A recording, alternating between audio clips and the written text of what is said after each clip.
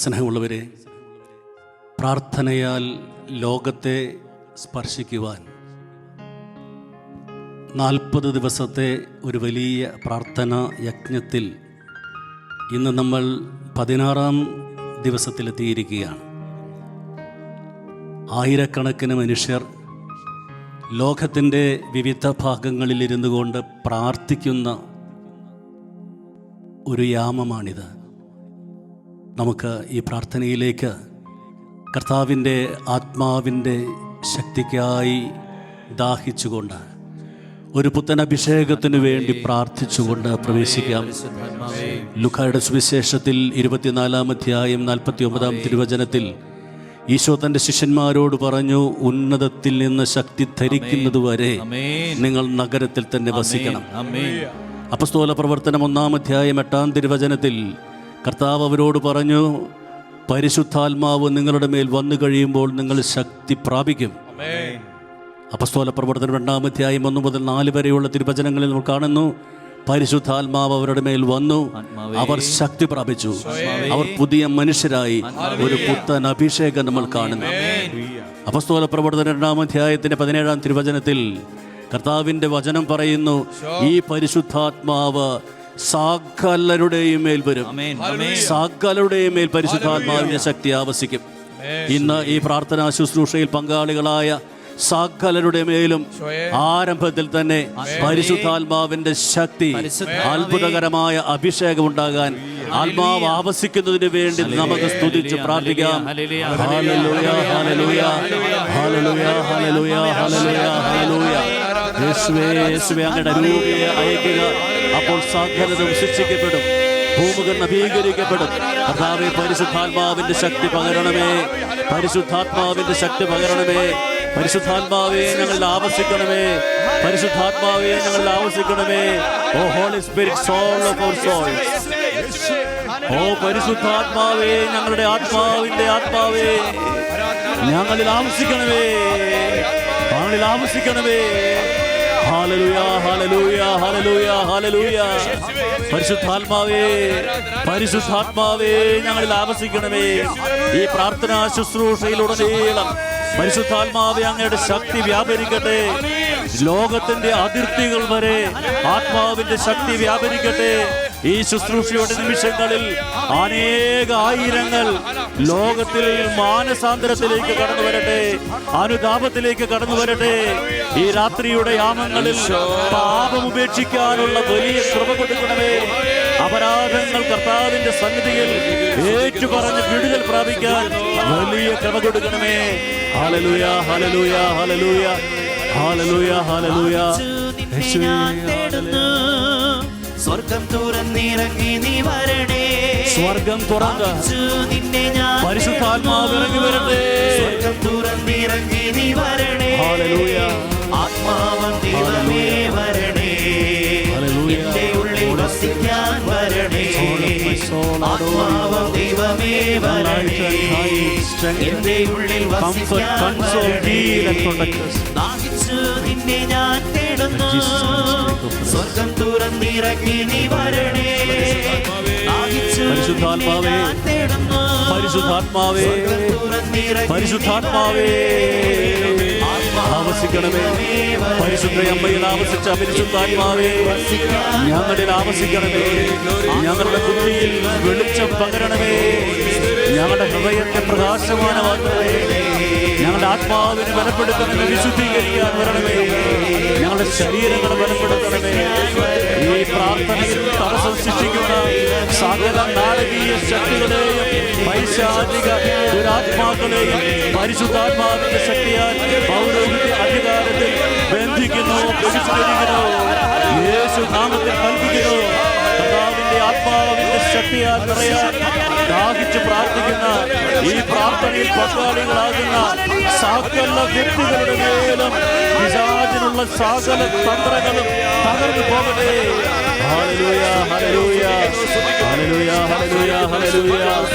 ആത്മാക്കൾ നിർവീര്യമാകട്ടെ, ഹൃദയങ്ങൾ ഉണരട്ടെ, ശരീരം ശക്തി പ്രാപിക്കട്ടെ, സഹനങ്ങളെ പ്രാർത്ഥനകളായി രൂപാന്തരപ്പെടുത്താൻ പരിശുദ്ധാത്മാവേ കൃപ കൊടുക്കണമേ. ഹല്ലേലൂയ, ഹല്ലേലൂയ, ഹല്ലേലൂയ, ഹല്ലേലൂയ, ഹല്ലേലൂയ, ഹല്ലേലൂയ. പുതു സൃഷ്ടിയായി എന്നെ മാറ്റണേ, ബന്ധക്കുസ്താനുഭവം തരണേ. എന്നെ മാറ്റണേ. പരിശുദ്ധാത്മാവൻ അവൻ മറ്റൊരു മനുഷ്യനായി മാറി. കർത്താവിന്റെ ആത്മാവിനാൽ നിറയപ്പെട്ട സകലരെയും കുറിച്ച് പറയുന്നു. പരിശുദ്ധാത്മാവെ ഞങ്ങളുടെ മേൽ വന്നു കഴിയാൻ ഞങ്ങൾ മറ്റു മനുഷ്യരായി മാറും. ഞങ്ങളുടെ ചിന്താഗതികൾ മാറും, ഞങ്ങളുടെ കാഴ്ചപ്പാടുകൾ മാറും, ഞങ്ങളുടെ ജീവിതത്തിന്റെ ഗതികൾ മാറും. കർത്താവിന്റെ ആത്മാവെ ആവശ്യിക്കണമേ. തെറ്റിദ്ധാരണകൾ വിട്ടുപോകട്ടെ. അന്ധകാര ശക്തികൾ ഇത്രയും കാലം അടിമയാക്കിയ ഞങ്ങളുടെ ജീവിതങ്ങൾക്ക് വിടുതൽ തരാൻ പരിശുദ്ധാത്മാവേ ഈ പ്രാർത്ഥന ശുശ്രൂഷയിൽ അത്ഭുതകരമായി കടന്നു വരണമേ.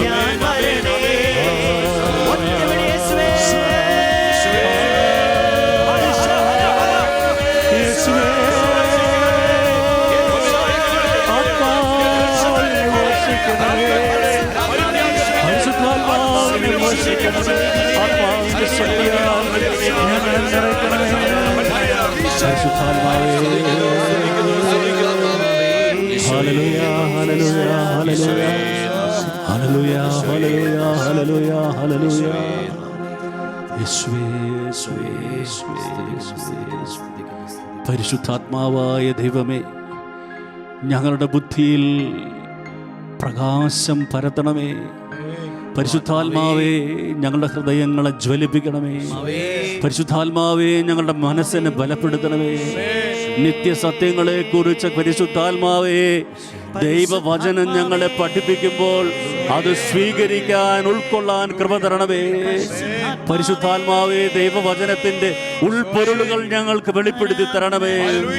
വചനം കേട്ടുകൊണ്ടിരിക്കുമ്പോൾ തന്നെ പരിശുദ്ധാത്മാവേ, ഞങ്ങളിൽ മാനസാന്തരം സംഭവിക്കട്ടെ. അനുതാപത്തിന്റെ കൃപയൊഴിയട്ടെ. പാപങ്ങൾ ഏറ്റുപറഞ്ഞ് പുതുജീവിതം നയിക്കാനുള്ള വലിയ തീരുമാനങ്ങൾ എടുക്കാനുള്ള കൃപ നൽകണേ. ഹല്ലേലൂയ, ഹല്ലേലൂയ, ഹല്ലേലൂയ, ഹല്ലേലൂയ.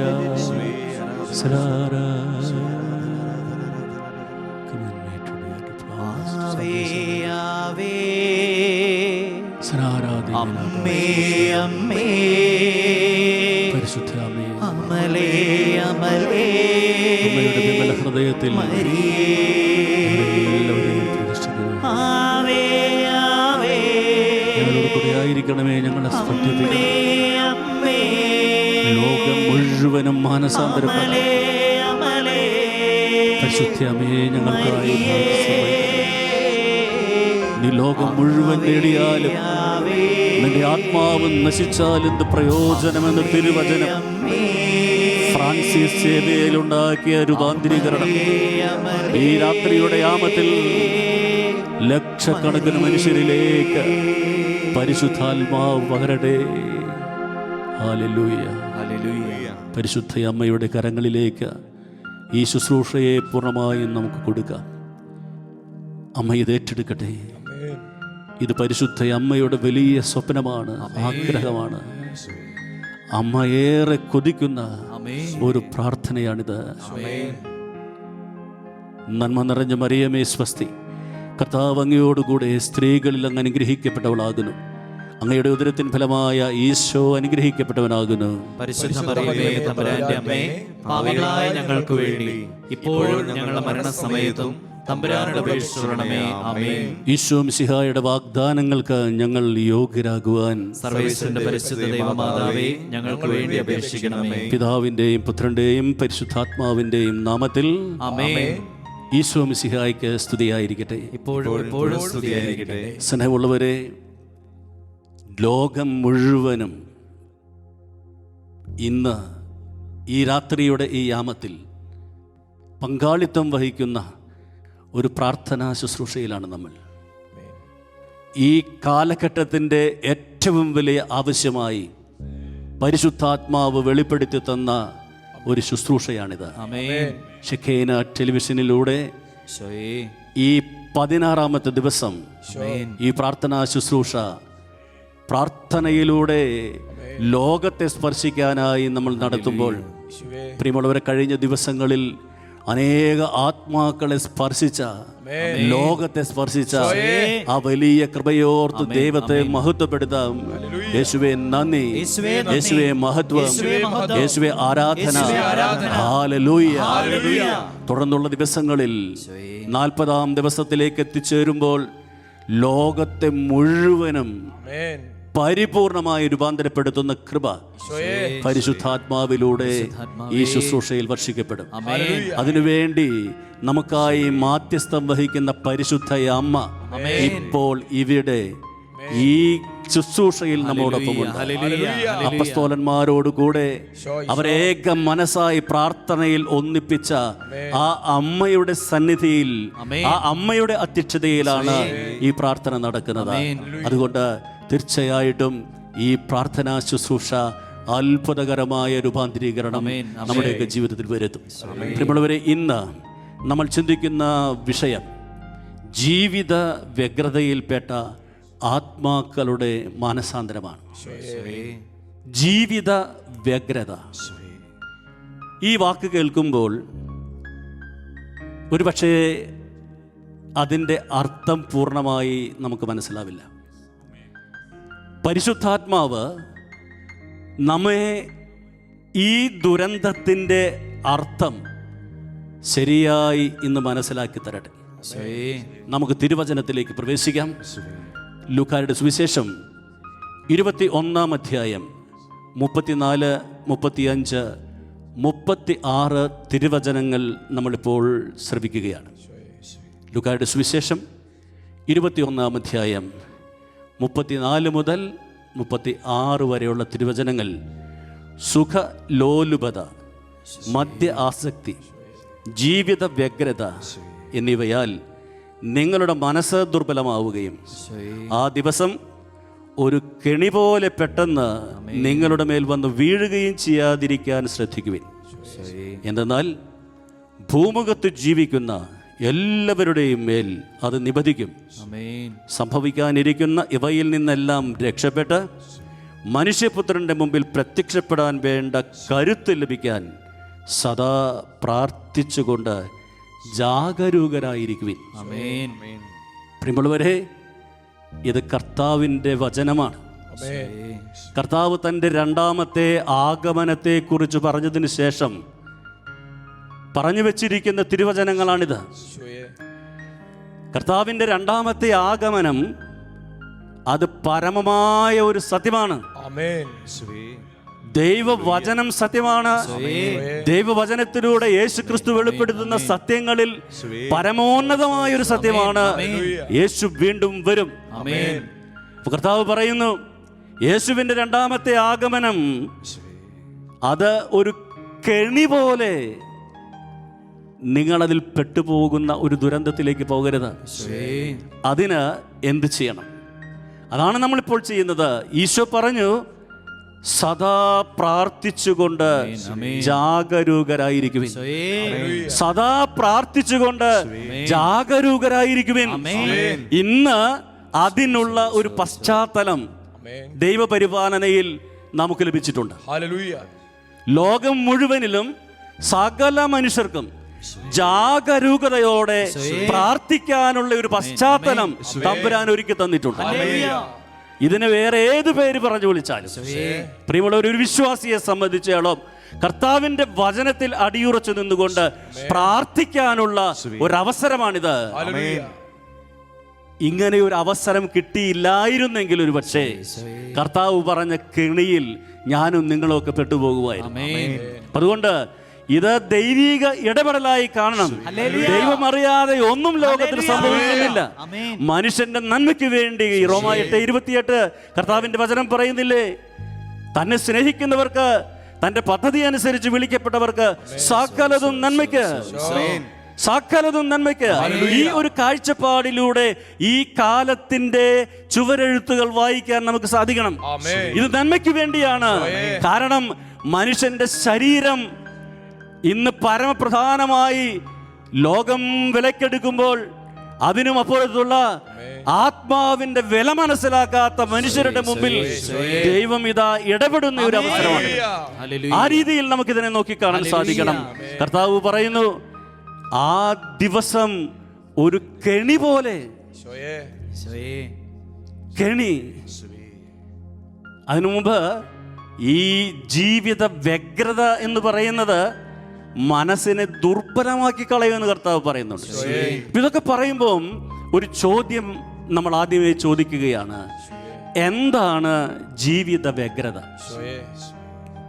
നമ്മുടെ ഇന്നത്തെ പ്രധാന ചിന്ത ഇതാണ്. എന്താണ് ജീവിത വ്യഗ്രത എന്ന് പറയുന്നത്? പ്രിയമുള്ളവരെ, മർത്തയോട് കർത്താവ് അവരുടെ ഭവനത്തിൽ വെച്ച് പറയുന്നുണ്ട്, മർത്ത, നീ പലവിധ കാര്യങ്ങളെക്കുറിച്ച് വ്യഗ്രചിത്തയാണ്. ഒന്ന് മാത്രമേ വേണ്ടൂ, അത് മറിയം തെരഞ്ഞെടുത്തിരിക്കുന്നു. നല്ല ഭാഗം. അവിടെ മർത്ത ഒരു മാരക പാപമൊന്നും ചെയ്തിട്ടൊന്നുമില്ല. പക്ഷെ ഒരുപക്ഷെ ഇന്ന് ഈ കാലഘട്ടത്തിൽ കർത്താവ് നമ്മെ ഒരു വലിയ പാഠം പഠിപ്പിക്കാൻ ആ ചെറിയ ഒരു അനുഭവത്തിലൂടെ നമ്മെ സഹായിക്കുന്നുണ്ട്. കാരണം എന്താണ് പരമപ്രധാനമായിട്ട് ആവശ്യമുള്ളത്? നീ വ്യഗ്രചിത്തയായി പരക്കം പായുമ്പോൾ പരമമായും നിനക്ക് ആവശ്യമായത് എന്താണ് എന്ന് കർത്താവ് ഒരു സൂചന അവിടെ തരുന്നുണ്ട്. എന്താണ് ജീവിത വ്യഗ്രത എന്ന് പറഞ്ഞാൽ? മലയാള ബൈബിളിൽ നമ്മൾ ഇപ്പോൾ വായിച്ചു, സുഖലോലുപത, മദ്യ ആസക്തി, ജീവിത വ്യഗ്രത. ഇത് പറയുമ്പോൾ നമുക്ക് അതിൻ്റെ അർത്ഥം ഒരു പക്ഷേ ശരിക്കും മനസ്സിലായിട്ടില്ല. എന്നാൽ ഇംഗ്ലീഷ് ബൈബിളിൽ ജീവിത വ്യഗ്രത എന്നതിന് ഉപയോഗിച്ചിരിക്കുന്ന ഒരു വാക്കുണ്ട്, ഒരു വാചകമുണ്ട്. അത് വായിക്കുമ്പോൾ നമ്മുടെ ഹൃദയം പിടയ്ക്കും. അപ്പോഴാണ് മനസ്സിലാവുക എന്താണ് ഈ ജീവിത വ്യഗ്രത. അവിടെ ഇങ്ങനെയാണ് രേഖപ്പെടുത്തുക, കെയേഴ്സ് ഫോർ ദിസ് ലൈഫ്. ഈ ലോകത്തിലെ ജീവിതത്തിന് വേണ്ടി മനുഷ്യൻ പെടുന്ന പടാപ്പാടാണത്. എന്ന് പറഞ്ഞാൽ സ്വർഗത്തെക്കുറിച്ച്, ദൈവത്തെക്കുറിച്ച്, സഹോദരങ്ങളെക്കുറിച്ച്, നന്മയെക്കുറിച്ച്, നീതിയെക്കുറിച്ച് ഒരു ചിന്തയുമില്ല. കെയേഴ്സ് ഫോർ ദിസ് ലൈഫ്, ഈ ജീവിതം. എപ്പിക്യൂറിയൻ എന്ന് പറയുന്ന ഒരു തത്വശാസ്ത്രജ്ഞൻ ഒരു തത്വം പടച്ചു വിട്ടു. ഒരു പക്ഷേ നൂറ്റാണ്ടുകളായി, പ്രത്യേകിച്ചും ഈ കാലഘട്ടത്തിൽ ആ ഇസമാണ് ഇന്ന് മനുഷ്യനെ വേട്ടയാടിക്കൊണ്ടിരിക്കുന്നത്. എന്താണത്? വളരെ സിമ്പിൾ. ഇന്ന് തിന്ന് കുടിച്ച് ആനന്ദിക്കുക, നാളെ നമ്മുടേതല്ല. അതിനെ നമ്മളൊരു പക്ഷേ അടിപൊളിയെന്നോ തകർപ്പനെന്നോ ഇതെല്ലാം വാക്കുകൾ വിശേഷിപ്പിച്ചാലും അടിച്ച് പൊളിച്ച് ജീവിച്ച് ഇവിടെ അവസാനിപ്പിക്കുക. അതിനുള്ള വ്യഗ്രതയിൽ മനുഷ്യൻ ചെന്ന് വീഴുന്ന ദുരന്തങ്ങളുടെ പേരാണ് ജീവിത വ്യഗ്രത.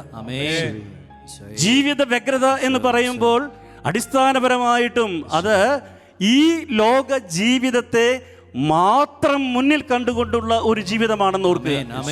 അവിടെ ദൈവമില്ല, അവിടെ സ്വർഗമില്ല, അവിടെ മറ്റുള്ളവരുടെ നന്മയില്ല, ഞാൻ മാത്രം. അതുകൊണ്ട് നമ്മൾ ചിന്തിക്കണം, എന്താണ് ഈ ജീവിത വ്യഗ്രതയുടെ ദുരന്തം? കൊരിന്തോസുകാർക്ക് പൗലോസ്ലീഹ എഴുതിയ ലേഖനത്തിൻ്റെ 15-ാം അധ്യായം 19-ാം തിരുവചനത്തിൽ നമ്മൾ ഇപ്രകാരം വായിക്കുന്നുണ്ട്, ഈ ജീവിതത്തിന് വേണ്ടി മാത്രം ക്രിസ്തുവിൽ പ്രത്യാശ വെച്ചിട്ടുള്ളവരാണെങ്കിൽ നമ്മളെല്ലാ മനുഷ്യരെയേക്കാൾ നിർഭാഗ്യരാണ്.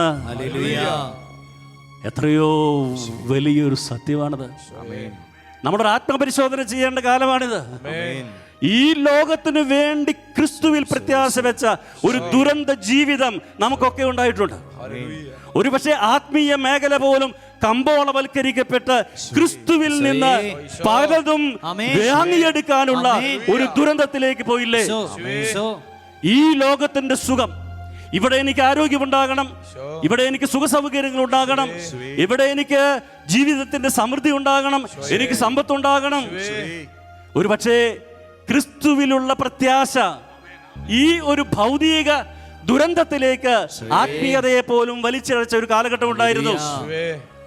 നമ്മൾ ഇന്ന് സത്യം തിരിച്ചറിയണം. ഒരു പക്ഷെ സത്യം തിരിച്ചറിയാത്തത് കൊണ്ട് ദൈവം, ഞാൻ നേരത്തെ സൂചിപ്പിച്ചതുപോലെ, ഇന്ന് ഇടപെടുകയാണ്.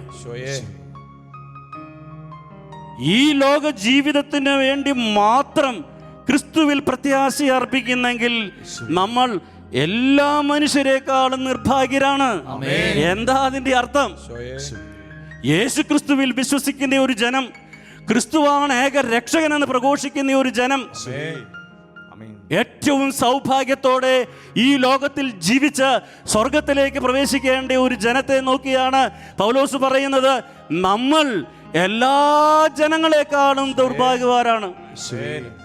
ഒരു വലിയ ദൗർഭാഗ്യമാണത്. കാരണം യേശു ക്രിസ്തു എന്ന് പറയുന്നത് ഈ ഭൂമിയിൽ, ഇവിടെ ഈ ഇട്ടാവട്ടത്തിൽ എനിക്ക് സുഖം തന്ന്, എനിക്ക് സമ്പത്ത് തന്ന്, എനിക്ക് ആരോഗ്യം തന്ന്, എന്നെ ഇവിടെ സുഖിപ്പിച്ച് ജീവിപ്പിക്കാൻ വേണ്ടി വന്നവനാണോ? ഈ ലോകത്തിനും അപ്പുറത്തേക്കുള്ള ഒരു ജീവിതത്തിലേക്ക് കണ്ണു നടാൻ കർത്താവ് പഠിപ്പിച്ചിട്ടുണ്ട്. യോഹന്നാന്റെ സുവിശേഷം 6-ാം അധ്യായത്തിൽ 26-27 തിരുവചനങ്ങൾ. പ്രിയമുള്ളവരെ, കർത്താവ് എത്രയോ മനോഹരമായിട്ടാണ് ഞാൻ ഈ പറഞ്ഞ സത്യം അവിടെ പറഞ്ഞു വെച്ചത്. യോഹന്നാന്റെ സുവിശേഷം 6-ാം അധ്യായം 26-27 തിരുവചനങ്ങൾ. സത്യം സത്യമായി ഞാൻ നിങ്ങളോട് പറയുന്നു, അടയാളങ്ങൾ കണ്ടതുകൊണ്ടല്ല, അപ്പം ഭക്ഷിച്ച് തൃപ്തരായതുകൊണ്ടാണ് നിങ്ങൾ എന്നെ അന്വേഷിക്കുന്നത്. അതല്ലേ സത്യമായിരുന്നത്? തുടർന്ന് കർത്താവ് പറയുന്നു, നശ്വരമായ അപ്പത്തിനു വേണ്ടി അധ്വാനിക്കാതെ മനുഷ്യപുത്രൻ തരുന്ന നിത്യജീവന്റെ അനശ്വരമായ അപ്പത്തിനു വേണ്ടി അധ്വാനിക്കുവിൻ. നമുക്ക് ഇതുവരെ ഈ വചനത്തിന്റെ അർത്ഥം മനസ്സിലായിട്ടില്ലായിരുന്നു. നശ്വരമായ അപ്പത്തിനു വേണ്ടി സകല ഊർജവും നമ്മൾ ചെലവഴിച്ച് നെട്ടോട്ടമോടുകയായിരുന്നു.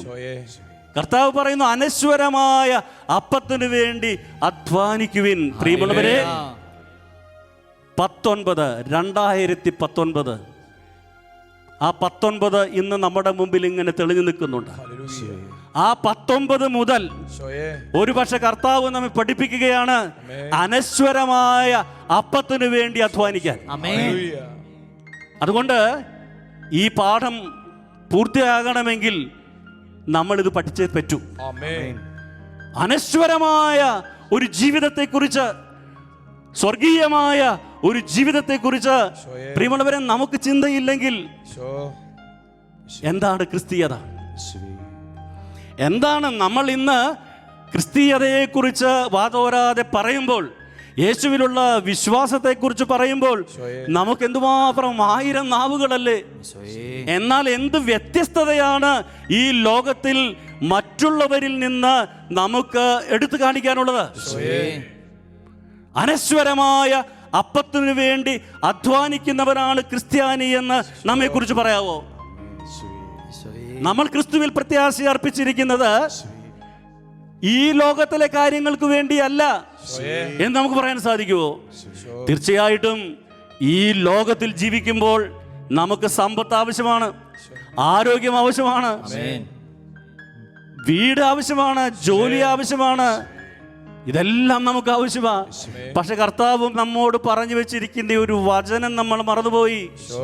നീ ആദ്യമായി ദൈവത്തിന്റെ രാജ്യം അന്വേഷിക്കുക. അവിടെയാണ് ക്രിസ്ത്യാനി എന്ന് പരാജയപ്പെട്ടത്. നീ ആരോഗ്യം അന്വേഷിക്കുന്നെങ്കിൽ, നീ ജോലി അന്വേഷിക്കുന്നെങ്കിൽ, നീ സൗഖ്യം അന്വേഷിക്കുന്നെങ്കിൽ അതിനൊരു തെറ്റുമില്ല. പക്ഷെ നീ ആദ്യമായി ദൈവത്തിന്റെ രാജ്യവും അവിടുത്തെ നീതിയും അന്വേഷിക്കുക. ഇവിടെയാണ് നമുക്ക് തെറ്റുപറ്റിയിരിക്കുന്നത്. ദൈവത്തിന്റെ അനന്ത പരിപാലനയെ കുറിച്ച് കർത്താവ് നമ്മോട് പറഞ്ഞു വെച്ചു.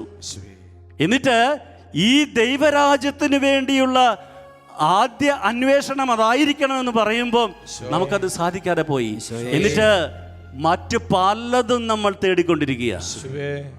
മറ്റു പലതും തേടിക്കൊണ്ടിരിക്കുക. ഞാൻ ഇന്ന് നിങ്ങളുടെ മുമ്പിൽ ഈ സുവിശേഷം പ്രഘോഷിക്കുമ്പോൾ തീർച്ചയായിട്ടും വ്യക്തിപരമായ എൻ്റെ ജീവിതവും നിങ്ങളുടെ ജീവിതവും ലോകം മുഴുവൻ്റെയും ജീവിതവും വചനമാകുന്ന വാളുകൊണ്ടൊന്ന് കീറുകയാണ്.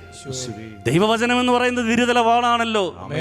അത് രണ്ടു വശവും മുറിക്കുമല്ലോ. പറയുന്ന എന്നെയും കേൾക്കുന്ന നിങ്ങളെയും മുറിക്കുമല്ലോ. പ്രിയമുള്ളവരെ, നമ്മുടെ ജീവിതം ഇന്ന് ലോകത്തിലെ സകലതിനും വേണ്ടിയുള്ള നെട്ടോട്ടത്തിൽ ദൈവരാജ്യ അന്വേഷണം എന്ന് പറയുന്നത് നമ്മൾ മാറ്റിവെച്ചു. അങ്ങനെ മാറ്റിവെച്ചവർക്ക് ഈ കാലഘട്ടത്തിൽ ഒരു പക്ഷേ പ്രാർത്ഥനയോ വിശുദ്ധ കുർബാനയോ മറ്റ് എല്ലാം മാറ്റിവെക്കാൻ ഒരു സൗകര്യം കിട്ടിയിരിക്കുക. എന്നാൽ നിന്റെ ജീവിതം എവിടേക്കാ? നിന്റെ ജീവിതം എവിടേക്കാ? ജീവിത വ്യഗ്രത എന്ന് പറയുന്നത് ഈ കാലഘട്ടത്തിൽ മനുഷ്യനെ പല വിധത്തിലുള്ള ആസക്തികളുടെ അടിമത്വത്തിലേക്ക് കൊണ്ടുപോയിരിക്കുക. ചങ്ങലക്കിട്ടിരിക്കുകയാണ് മനുഷ്യനെ. അവന് വിമോചനം വേണം. ആരാണ് എന്നെ മോചിപ്പിക്കുക? പൗലോസ്ലീഹ ചോദിച്ചില്ലേ, ഞാൻ ദുർഭകനായ മനുഷ്യൻ, നന്മ ചെയ്യണമെന്ന് ആഗ്രഹമുണ്ട്, പറ്റുന്നില്ല. ആരാണ് എന്നെ മോചിപ്പിക്കുക? ലോകത്തിൽ ഒരുത്തരമേ അതിനുള്ളൂ, കർത്താവായ യേശു ക്രിസ്തു. ആ ക്രിസ്തുവിനെയാണ് നമ്മൾ സമീപിക്കേണ്ടത്. ഇന്ന് ലോകം ജീവിത വ്യഗ്രതയിൽ അടിമത്വത്തിന്റെ ആസക്തികളിൽ പെട്ടുപോയതിനെ ആത്മീയമായ ഒരു വിശകലനത്തിന് നമ്മൾ തയ്യാറായാൽ തിരുവള്ളവരെ അടിസ്ഥാനപരമായ 5 ആസക്തികൾ, അടിസ്ഥാനപരമായ 5 ആസക്തികൾ ഈ ജീവിത വ്യഗ്രതയുടെ പരിണത ഫലമായി ഇന്ന് മനുഷ്യന് സംഭവിച്ചിട്ടുണ്ട്. ഓരോന്നിനെ കുറിച്ചും ധാരാളം ഒരുപക്ഷെ ചിന്തിക്കാം. സൂചിപ്പിച്ച് കടന്നു പോവുകയാ. ഒന്നാമതായിട്ട് ജഡിക ആസക്തി. എൻ്റെ ശരീരത്തിന്റെ സുഖം, ജഡമോഹങ്ങൾ.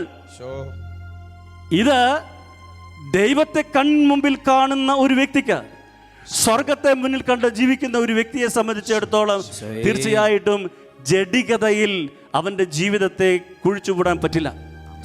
പക്ഷെ പലപ്പോഴും നമ്മുടെയൊക്കെ ജീവിതം ഈ ദുരന്തത്തിലേക്ക് വഴുതി പോകുന്നു. ലോകം ഇന്ന് അതിനുവേണ്ടി എല്ലാ സുഖ സൗകര്യങ്ങളും ഒരുക്കിയിരിക്കുന്നു. ലോകത്തിന്റെ ഇന്നത്തെ പോക്കിൽ നമുക്കറിയാമല്ലോ, മനുഷ്യന്റെ ജഡിക സുഖങ്ങൾക്കു വേണ്ടി എല്ലാ രീതിയിലും നിയമം സ്വാതന്ത്ര്യം നൽകുന്ന ഒരു ദുരന്തത്തിലേക്ക് ലോകം ഇന്ന് കൊണ്ടുപോയിക്കൊണ്ടിരിക്കുക. ഈ ലോകം ദുഷ്ടന്റെ കരവലയത്തിലാണ് എന്ന വചനം സ്മരിക്കുക. ജഡിക ആസക്തി എന്ന് പറയുന്ന ഒരു ദുരന്തം, ജഡത്തിന്റെ ഈ ദുർമോഹങ്ങൾക്ക് പുറകെ മനുഷ്യൻ പരക്കം പായുക. ജീവിതത്തിൽ ഒരു വലിയ വ്യഗ്രത, അവന്റെ ജഡത്തിന്റെ തൃപ്തിക്ക് വേണ്ടിയുള്ള വ്യഗ്രത അനേകരെ ഇന്ന് അടിമയാക്കിയിരിക്കുക. പ്രിയമുള്ളവരെ, വിമോചനം നമുക്ക് സാധ്യമാണ്. യേശുക്രിസ്തുവിന്റെ സുവിശേഷത്തിൽ നമ്മൾ വായിക്കുന്നുണ്ടല്ലോ, യേശുവിനെ കണ്ടുമുട്ടിയ അനേക വിശുദ്ധരുടെ ചരിത്രത്തിൽ നമ്മൾ വായിക്കുന്നുണ്ടല്ലോ, നീ എത്രമാത്രം ജഡിക സുഖങ്ങളുടെ, ജഡിക പാപത്തിന്റെ അടിമയായിരുന്നിട്ടുണ്ടെങ്കിലും നിനക്ക് വിമോചനമുണ്ട്, നിനക്ക് വിടുതലുണ്ട്. അനുതപിക്കണം, ഏറ്റുപറയണം, വിശുദ്ധ ജീവിതത്തിനായി ദാഹിക്കണം, ജീവിതത്തിൽ മാറ്റം വരുത്തണം. ഇത്രയേ ഉള്ളൂ. അതുകൊണ്ട് ഇന്നോളം ജീവിതത്തിന്റെ ജഡിക സുഖങ്ങൾക്ക് പുറകെ പോയി അടിമയായി ഇന്ന് ഒരു വ്യഗ്രതയിലാണ്. എവിടെയാണ് എൻ്റെ ജഡത്തിന് സുഖം കിട്ടുക? പരാജയങ്ങളെല്ലാം ഏറ്റുപറയാനും പരാജയങ്ങളെല്ലാം കർത്താവിന് വിട്ടുകൊടുക്കാനും യേശുവിന്റെ രക്തം കൊണ്ട് കഴുകി ശുദ്ധീകരിച്ച് തിരിച്ചു വരാനും പ്രിയമുള്ളവരെ ഒരേ ഒരു മാർഗ്ഗമേ ഉള്ളൂ: അനുതപിക്കുക, മാനസാന്തരപ്പെടുക. സ്നാപക യോഹന്നാൻ അത് പറഞ്ഞല്ലേ വന്നത്, യേശു അത് പറഞ്ഞല്ലേ തുടങ്ങിയത്, അപ്പസ്തോലന്മാർ അത് പറയാനല്ലേ ലോകത്തിന്റെ അതിർത്തികളിലേക്ക് പോയത്. അനുതപിക്കുക. ഈ സുവിശേഷത്തിന് ഒരു പക്ഷേ നമ്മൾ നമ്പർ താഴോട്ട് ഇറക്കി വിട്ടു. എല്ലാവിധത്തിലുമുള്ള ഐശ്വര്യങ്ങളുടെ ഒരു പ്രോസ്പെരിറ്റി ഗോസ്പൽ അത് മുന്നിൽ വെച്ചിട്ട് അടിസ്ഥാനപരമായ മനുഷ്യന്റെ വിമോചനത്തിന് ആവശ്യമായ ഈ യാഥാർത്ഥ്യങ്ങളിൽ നിന്ന് കണ്ണുവെട്ടിച്ചു പോയി നമ്മൾ പലപ്പോഴും. അതുകൊണ്ട് സമയമായി നീ എത്ര വലിയ പാപിയായിക്കൊള്ളട്ടെ, പ്രിയമുള്ളവരെ, നിനക്ക് വിമോചനമുണ്ട്. നിനക്ക് വിമോചനമുണ്ട്. ആ വിമോചനം യേശുക്രിസ്തു നിനക്ക് തന്നു കഴിയുമ്പോഴാണ് നിന്റെ ജീവിതത്തിൽ, നിന്റെ ശരീരത്തിന്റെ, നിന്റെ മനസ്സിന്റെ, നിന്റെ ആത്മാവിന്റെ സുഖം എന്താണെന്ന് നീ തിരിച്ചറിയുക. രണ്ടാമത്തെ അടിമത്വം, ഈ ലോകം ഇന്ന് പരക്കം പായുന്ന ധന ആസക്തിയാണ്. സമ്പത്തിന് പുറകെയുള്ള മനുഷ്യന്റെ പരക്കം പാച്ചൽ, ഒരു വ്യഗ്രത. ഏതുവിധേനയും പണം ഉണ്ടാക്കണം, ഏതുവിധേനയും പണം ഉണ്ടാക്കണം, സുഖിച്ച് ജീവിക്കണം. കർത്താവ് പറഞ്ഞു വെച്ച ധനവാന്റെയും ലാസറിന്റെയും കഥയൊക്കെ നമ്മൾ അങ്ങ് മറന്നു. സമ്പന്നനായി സുഭിക്ഷമായി ഭക്ഷണം കഴിച്ച കൊട്ടാരത്തിൽ ഇങ്ങനെ മട്ടുപ്പാവിൽ തിന്ന് സുഖിച്ച് ജീവിക്കുമ്പോൾ അതാ നാടകത്തിന്റെ ആദ്യ രംഗവാ.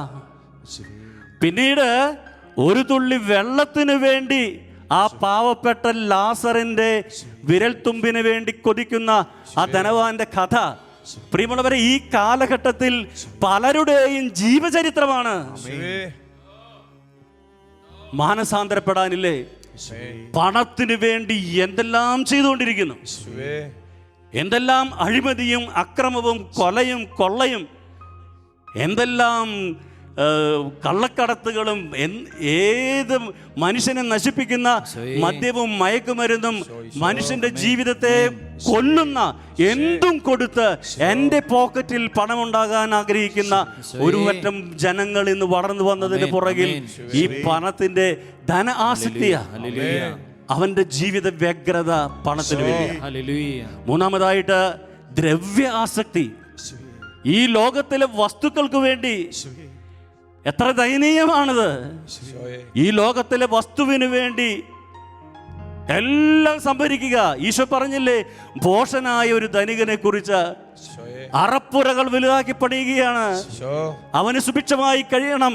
ഈ പ്രത്യേക കാലഘട്ടത്തിൽ മനുഷ്യൻ പട്ടിണി കിടക്കുമ്പോഴും അപ്പുറത്തുള്ള വീട്ടിൽ അടുപ്പ് പുകയാതിരിക്കുമ്പോഴും ഒരു നോക്ക് കാണാനോ നിന്റെ വീട്ടിലെ സുഭിക്ഷമായ ഭക്ഷണത്തിൽ നിന്ന് ഒരു പാത്രം പങ്കുവെക്കാനോ തയ്യാറാകുന്നില്ലെങ്കിൽ നീ അറപ്പുര പണിത് അതിൽ ശേഖരിച്ചു വെക്കുമ്പോൾ ഈശോ എന്ന് ചോദിക്കുന്ന ചോദ്യം പഴയ ചോദ്യം തന്നെയാണ്.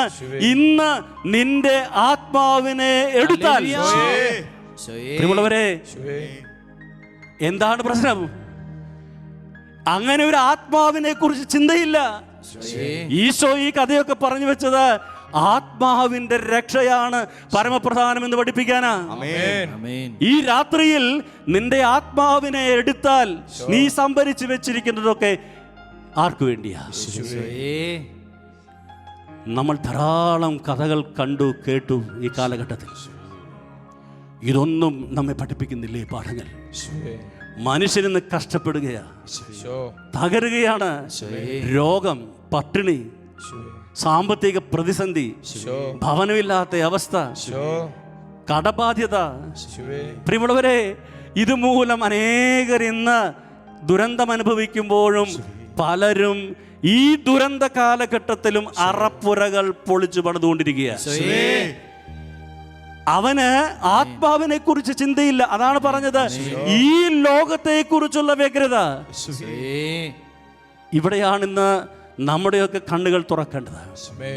വിപ്ലവാത്മകമാണ് യേശുവിന്റെ സുവിശേഷം.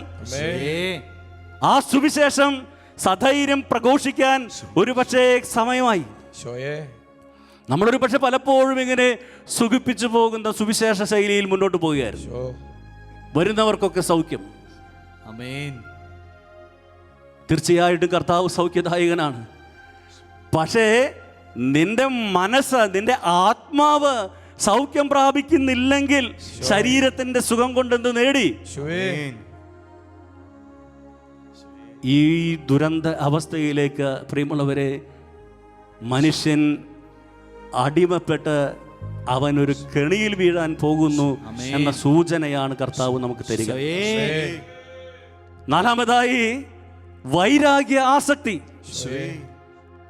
ചിലരുടെ വ്യഗ്രത അതാണ്, മറ്റുള്ളവരെ തകർക്കാൻ ഏത് ഗുണ്ടായുസവും, ദൈവത്തിൽ വിശ്വാസമില്ലാത്ത ഒരു മനുഷ്യൻ, സ്വർഗത്തെക്കുറിച്ച് ചിന്തയില്ലാത്ത ഒരുവൻ, ഈ ലോക ജീവിതത്തിൽ മാത്രം ആശ്രയം വെക്കുന്നവൻ, തീർച്ചയായിട്ടും അവന് സംഭവിക്കുന്ന ഒരു ദുരന്തമാണിത്. ഞാൻ എൻ്റെ സഹോദരൻ്റെ കാവൽക്കാരനാണോ എന്ന് ചോദിക്കുന്ന കായേന്റെ പിൻതലമുറക്കാരുടെ കാലം. വൈരാഗ്യാസക്തി, ഈ വൈരാഗ്യാസക്തി ഇന്ന് ഓരോ ദിവസവും പത്രത്തിലൂടെ നമ്മൾ വായിക്കുന്ന കൊലപാതകങ്ങളുടെ ചരിത്രങ്ങൾ എത്ര വേദനാജനകമായി നമ്മെ പഠിപ്പിക്കുന്നുണ്ട്. അഞ്ചാമതായിട്ട് ആഡംബര ആസക്തി. ലജ്ജ തോന്നുകയാണ് ഈ കാലഘട്ടത്തിൽ. ഉടുതുണിക്ക് മറുതുണിയില്ലാതെ കഷ്ടപ്പെടുന്ന മനുഷ്യരുടെ മുമ്പിൽ ഗോഷ്ഠി കാണിച്ച് വസ്ത്രം ധരിച്ച് ഇങ്ങനെ നടക്കാൻ ഇന്ന് മനസാക്ഷിക്ക് ഒരു കടിയുമില്ലാത്തവൻ്റെ ആ ദുരന്തത്തിൻ്റെ പേരാണ് ഈ ആഡംബര ആസക്തി. നമ്മളിന്ന് നമുക്കറിയാം, ജീവിതത്തിനൊരു ക്രമമുണ്ടാകണം. ജീവിതത്തിൽ അത്യാവശ്യമായ കാര്യങ്ങളുണ്ട്, ആവശ്യമായ കാര്യങ്ങളുണ്ട്, ഉപകാരപ്രദമായ കാര്യങ്ങളുണ്ട്, അനാവശ്യമായ കാര്യങ്ങളുണ്ട്.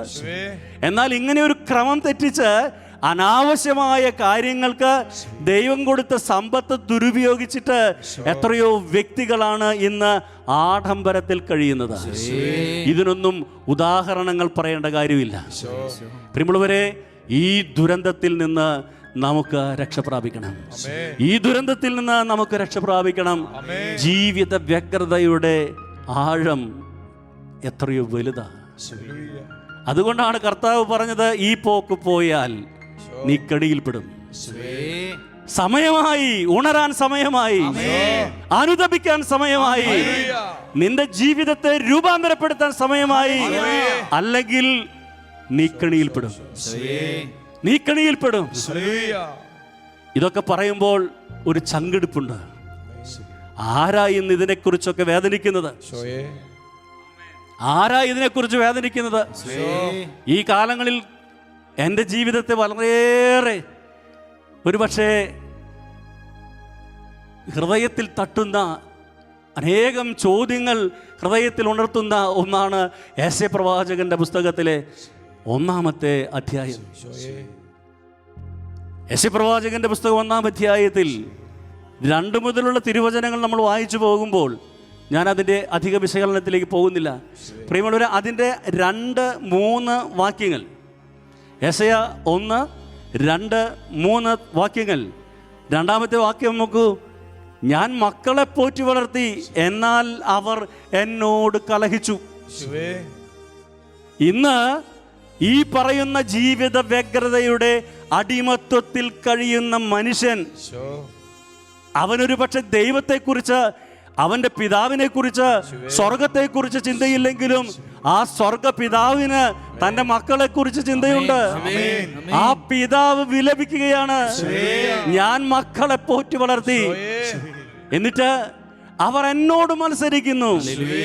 ഈ ജീവിത വ്യഗ്രതയും ഈ ആസക്തികളുടെയും ദുരന്തങ്ങളുടെയും ഒക്കെ ഈ കാണിക്കുന്ന പ്രകടനങ്ങളുണ്ടല്ലോ, ഇത് ആരോടുള്ള മത്സരമാ? ഇത് ദൈവത്തോടുള്ള മത്സരമാ. അതേ പ്രതി ദൈവം ദുഃഖിക്കുന്നു, വിലപിക്കുന്നു. ഈ 3-ാമത്തെ വാക്യം നോക്കുക, യെശയ്യാ 1:3. അവിടെ പറയുന്നു, എൻ്റെ ജനം എന്നെ മനസ്സിലാക്കുന്നില്ല, എൻ്റെ ജനം എന്നെ മനസ്സിലാക്കുന്നില്ല. പ്രിയമുള്ളവരെ, മനസ്സിലാക്കപ്പെടാതെ പോകുന്ന സ്നേഹമുണ്ടല്ലോ, ചങ്ക് പൊളിക്കും. നമ്മുടെയൊക്കെ ജീവിതത്തിൽ അനുഭവം ഉണ്ടാവും. എത്രയോ വ്യക്തികളെ പൊന്നുപോലെ സ്നേഹിച്ചു കൊണ്ട് നടന്നു. ഇന്ന് ധാരാളം മാതാപിതാക്കൾ കണ്ണീർ പൊഴിക്കുന്നില്ലേ? ജീവൻ ഊറ്റിക്കൊടുത്ത് മക്കളെ സ്നേഹിച്ചു വളർത്തിയിട്ട് 18 വയസ്സാകുമ്പോൾ ആ അപ്പൻ്റെയും അമ്മയുടെയും സ്നേഹം അവൾക്ക് അല്ലെങ്കിൽ അവന് മനസ്സിലായില്ല. എത്രയോ മാതാപിതാക്കൾ ഇന്ന് ചങ്ക് പൊട്ടുന്നുണ്ട്. എൻ്റെ മകൻ, എൻ്റെ മകൾ എന്നെ മനസ്സിലാക്കിയില്ലല്ലോ. സ്നേഹമുള്ളവരെ, ഈ വേദന പിതാവായ ദൈവത്തിൻ്റെ വേദനയാ. എൻ്റെ മക്കൾ എന്നെ മനസ്സിലാക്കുന്നില്ല, എൻ്റെ ആത്മാർത്ഥ സുഹൃത്ത് പോലും എന്നെ മനസ്സിലാക്കുന്നില്ല. ഞാൻ ജീവൻ ഊറ്റിക്കൊടുത്ത് സ്നേഹിച്ചവന് എൻ്റെ സ്നേഹം മനസ്സിലായില്ല. മനസ്സിലാക്കപ്പെടാതെ പോകുന്ന സ്നേഹം എത്രയോ വലിയ നൊമ്പരമാണ് പ്രിയമുള്ളവരെ. അതുകൊണ്ട് ഈ കാണുന്ന ദുരന്തങ്ങളൊക്കെ സ്വർഗത്തിൽ, ഒരു പക്ഷേ മനുഷ്യഭാഷയിൽ ഞാൻ പറയുകയാണ്, സ്വർഗത്തിൽ അടർന്നു വീഴുന്ന ദൈവപിതാവിൻ്റെ കണ്ണുനീരാ. ദൈവപിതാവിൻ്റെ കണ്ണുനീരാ. ആ ദൈവത്തെ ഒന്ന് മനസ്സിലാക്കാൻ കഴിഞ്ഞാൽ, ആ ദൈവത്തെ ഒന്ന് അറിയാൻ, അനുഭവിക്കാൻ കഴിഞ്ഞാൽ, നമ്മുടെയൊക്കെ ജീവിതങ്ങളിൽ ഉണ്ടാകുന്ന അത്ഭുതമായ രൂപാന്തരീകരണമുണ്ടല്ലോ. ആർക്കും ആരെയും തല്ലി പഴുപ്പിച്ച് അനുതാപത്തിലേക്ക് കൊണ്ടുവരാൻ പറ്റില്ല. പക്ഷെ ഒരു മനുഷ്യൻ അനുദപിക്കും. എപ്പോഴാണെന്നറിയാവോ? ഈ കരയുന്ന കണ്ണീരൊഴുക്കുന്ന ദൈവത്തെ കാണുമ്പോൾ. ഒരു പക്ഷെ ആ പിതാവിൻ്റെ സ്നേഹം അത് മക്കൾക്ക് മനസ്സിലാക്കി കൊടുക്കാനല്ലേ ഈ ഭൂമിയിൽ കടന്നു വന്ന് ആ അമ്മ രക്തക്കണ്ണീർ പൊഴിച്ചത്. എന്നിട്ടും മനസ്സിലാകുന്നില്ല. നമ്മൾ ഈ ലോകത്തിൻ്റെ ടാവട്ടത്തിൽ കിടന്ന് കറങ്ങുകയാണ്. പ്രിയമുള്ളവരെ, നമ്മുടെയൊക്കെ ജീവിതത്തിൻ്റെ ഈ അത്ഭുതകരമായ അനുഭവങ്ങളിലേക്ക് ഒരു തിരിച്ചുവരവിന് വേണ്ടി, ഒരു മാനസാന്തരത്തിന് വേണ്ടി ആഗ്രഹിക്കണം. സമാധാനം ഇന്ന് ലോകത്തിന് നഷ്ടപ്പെട്ടു. 1981 മിജിഗുറോയിൽ മാതാവ് ആദ്യമായി ഇടപെടുമ്പോൾ സമാധാനമില്ലാത്ത ലോകത്തിലെ ഏറ്റവും ദുരിതം പിടിച്ച സ്ഥലമായിരുന്നു അത്. അവിടെ ആകാശങ്ങളിൽ ക്രൊയേഷ്യൻ ഭാഷയിൽ MIR, സമാധാനം എന്ന വാക്കിൻ്റെ ചുരുക്കെഴുത്ത്, അത് തെളിഞ്ഞു വന്നു. സമാധാനമില്ലാതെ കഴിഞ്ഞിരുന്ന ഒരു ജനം വിപ്ലവത്തിൻ്റെയും നിരീശ്വരത്വത്തിൻ്റെയും ഒക്കെ പിടിയിൽ അമർന്ന് തീവ്രവാദത്തിൻ്റെ വാളുകൾക്കരയായി നശിച്ചപ്പോൾ അവരുടെ അമ്മ ഇറങ്ങി വന്നു. പ്രിയമുള്ളവരെ, ഇന്ന് ഒരു പക്ഷേ മിജിഗുറോയിൽ പോയിട്ടുള്ളവർക്കറിയാം, ലോകത്തിൽ ഏറ്റവും സമാധാനമുള്ള സ്ഥലം മിക്കവാറും അവിടെയായിരിക്കും. സമാധാനം. ഈ സമാധാനം നേടാൻ അവിടെ അമ്മ 5 കാര്യങ്ങൾ പറഞ്ഞു വെച്ചു. ഈ ജീവിത വ്യഗ്രതയിൽ നിന്ന് പുറത്തു വരാൻ വേണ്ടി, ഈ ദുരന്തത്തിൽ നിന്ന് രക്ഷപ്പെടാൻ വേണ്ടി ഞാൻ പെട്ടെന്ന് അതൊന്ന് സൂചിപ്പിക്കുകയാണ്. ഒന്നാമതായിട്ട് അത് അറിയപ്പെടുക 5 കല്ലുകൾ എന്നാണ്. 5 stones. ഗോലിയാത്തിനെ വീഴ്ത്താൻ ദാവീദിന്റെ കയ്യിലുണ്ടായിരുന്ന 5 കല്ലുകൾ. ഇതാണ് ഇന്ന് ഈ ലോകത്തെ രക്ഷിക്കാനുള്ള അത്ഭുതകരമായ കല്ലുകൾ. 1, കുമ്പസാരം. അനുദപിക്കണം, കുമ്പസാരിക്കണം. നീ എത്ര കൊടും പാപം ചെയ്തു എന്നുള്ളതല്ല വിഷയം, അനുദപിച്ച് ഏറ്റു പറയണം എന്നുള്ളതാണ്. ലോകത്തിന്റെ കുമ്പസാരക്കൂടാണ് മിജിഗുറു. രണ്ടാമത്തത് വിശുദ്ധ കുർബാന. ജീവനുള്ള അപ്പമായി കർത്താവ് സമീപിക്കുന്ന ഈ ബലിയിൽ നീ ജീവിതത്തെ അർപ്പണം ചെയ്യണം. മൂന്നാമതായി തിരുവചനം. പ്രിയമുള്ളവരെ, ഈ ലോകത്തിൽ ധാരാളം സിദ്ധാന്തങ്ങൾ ഉണ്ടാകാം. പക്ഷേ ഈ ലോകത്തിൽ സത്യവചനം എന്ന് പറയുന്നത് യേശുക്രിസ്തുവിന്റെ വചനമാണ്. അനുദിനം വായിക്കണം, ജീവിക്കണം. ആ വചനത്തിന് വിരുദ്ധമായ എന്തിനേയും തട്ടിക്കളയാനുള്ള ഒരു ചങ്കൂറ്റത്തിലേക്ക് ക്രിസ്ത്യാനി വളരണം.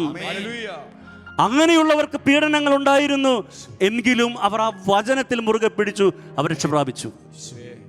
നാലാമതായി ഉപവാസം. ഉപവാസം ഉപവാസം എന്ന് പറഞ്ഞാൽ നമ്മൾ മനസ്സിലാക്കിയിരിക്കുന്നത് ഭക്ഷണമൊക്കെ മാറ്റിവെക്കുക എന്നുള്ളതാണ്.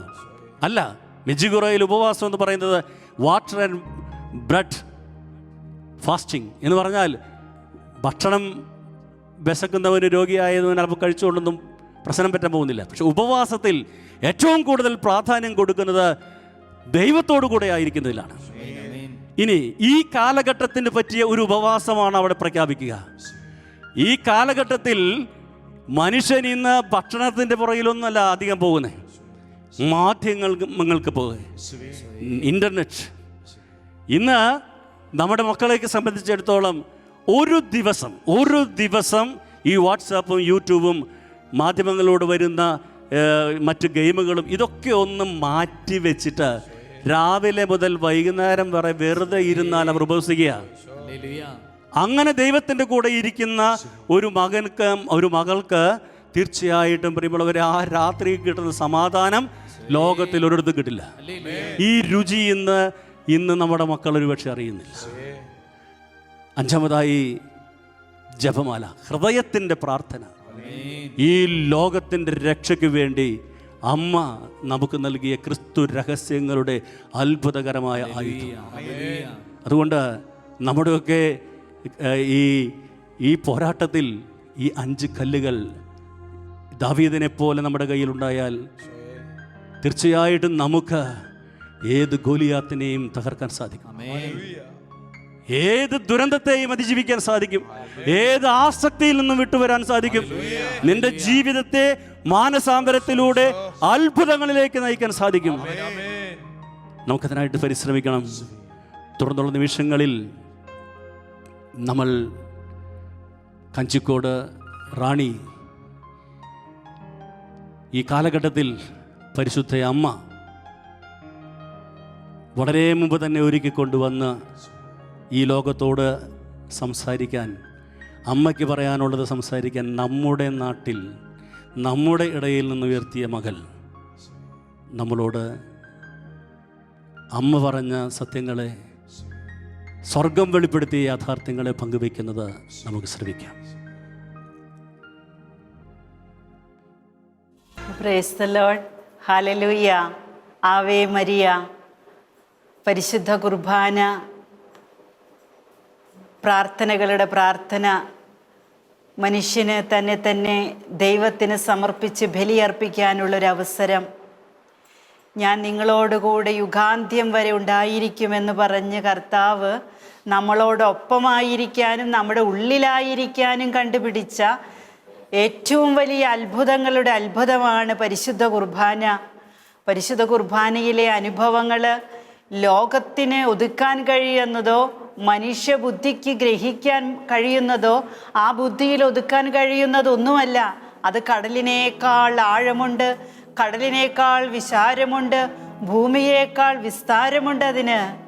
അതിൻ്റെ ആഴവും വ്യാപ്തിയും ഉയരവും ഒന്നും അളക്കാൻ ലോകത്തിന് കഴിയില്ല. കാരണം അത് ദൈവമാണ്, ദിവ്യകാരുണ്യമാണ്.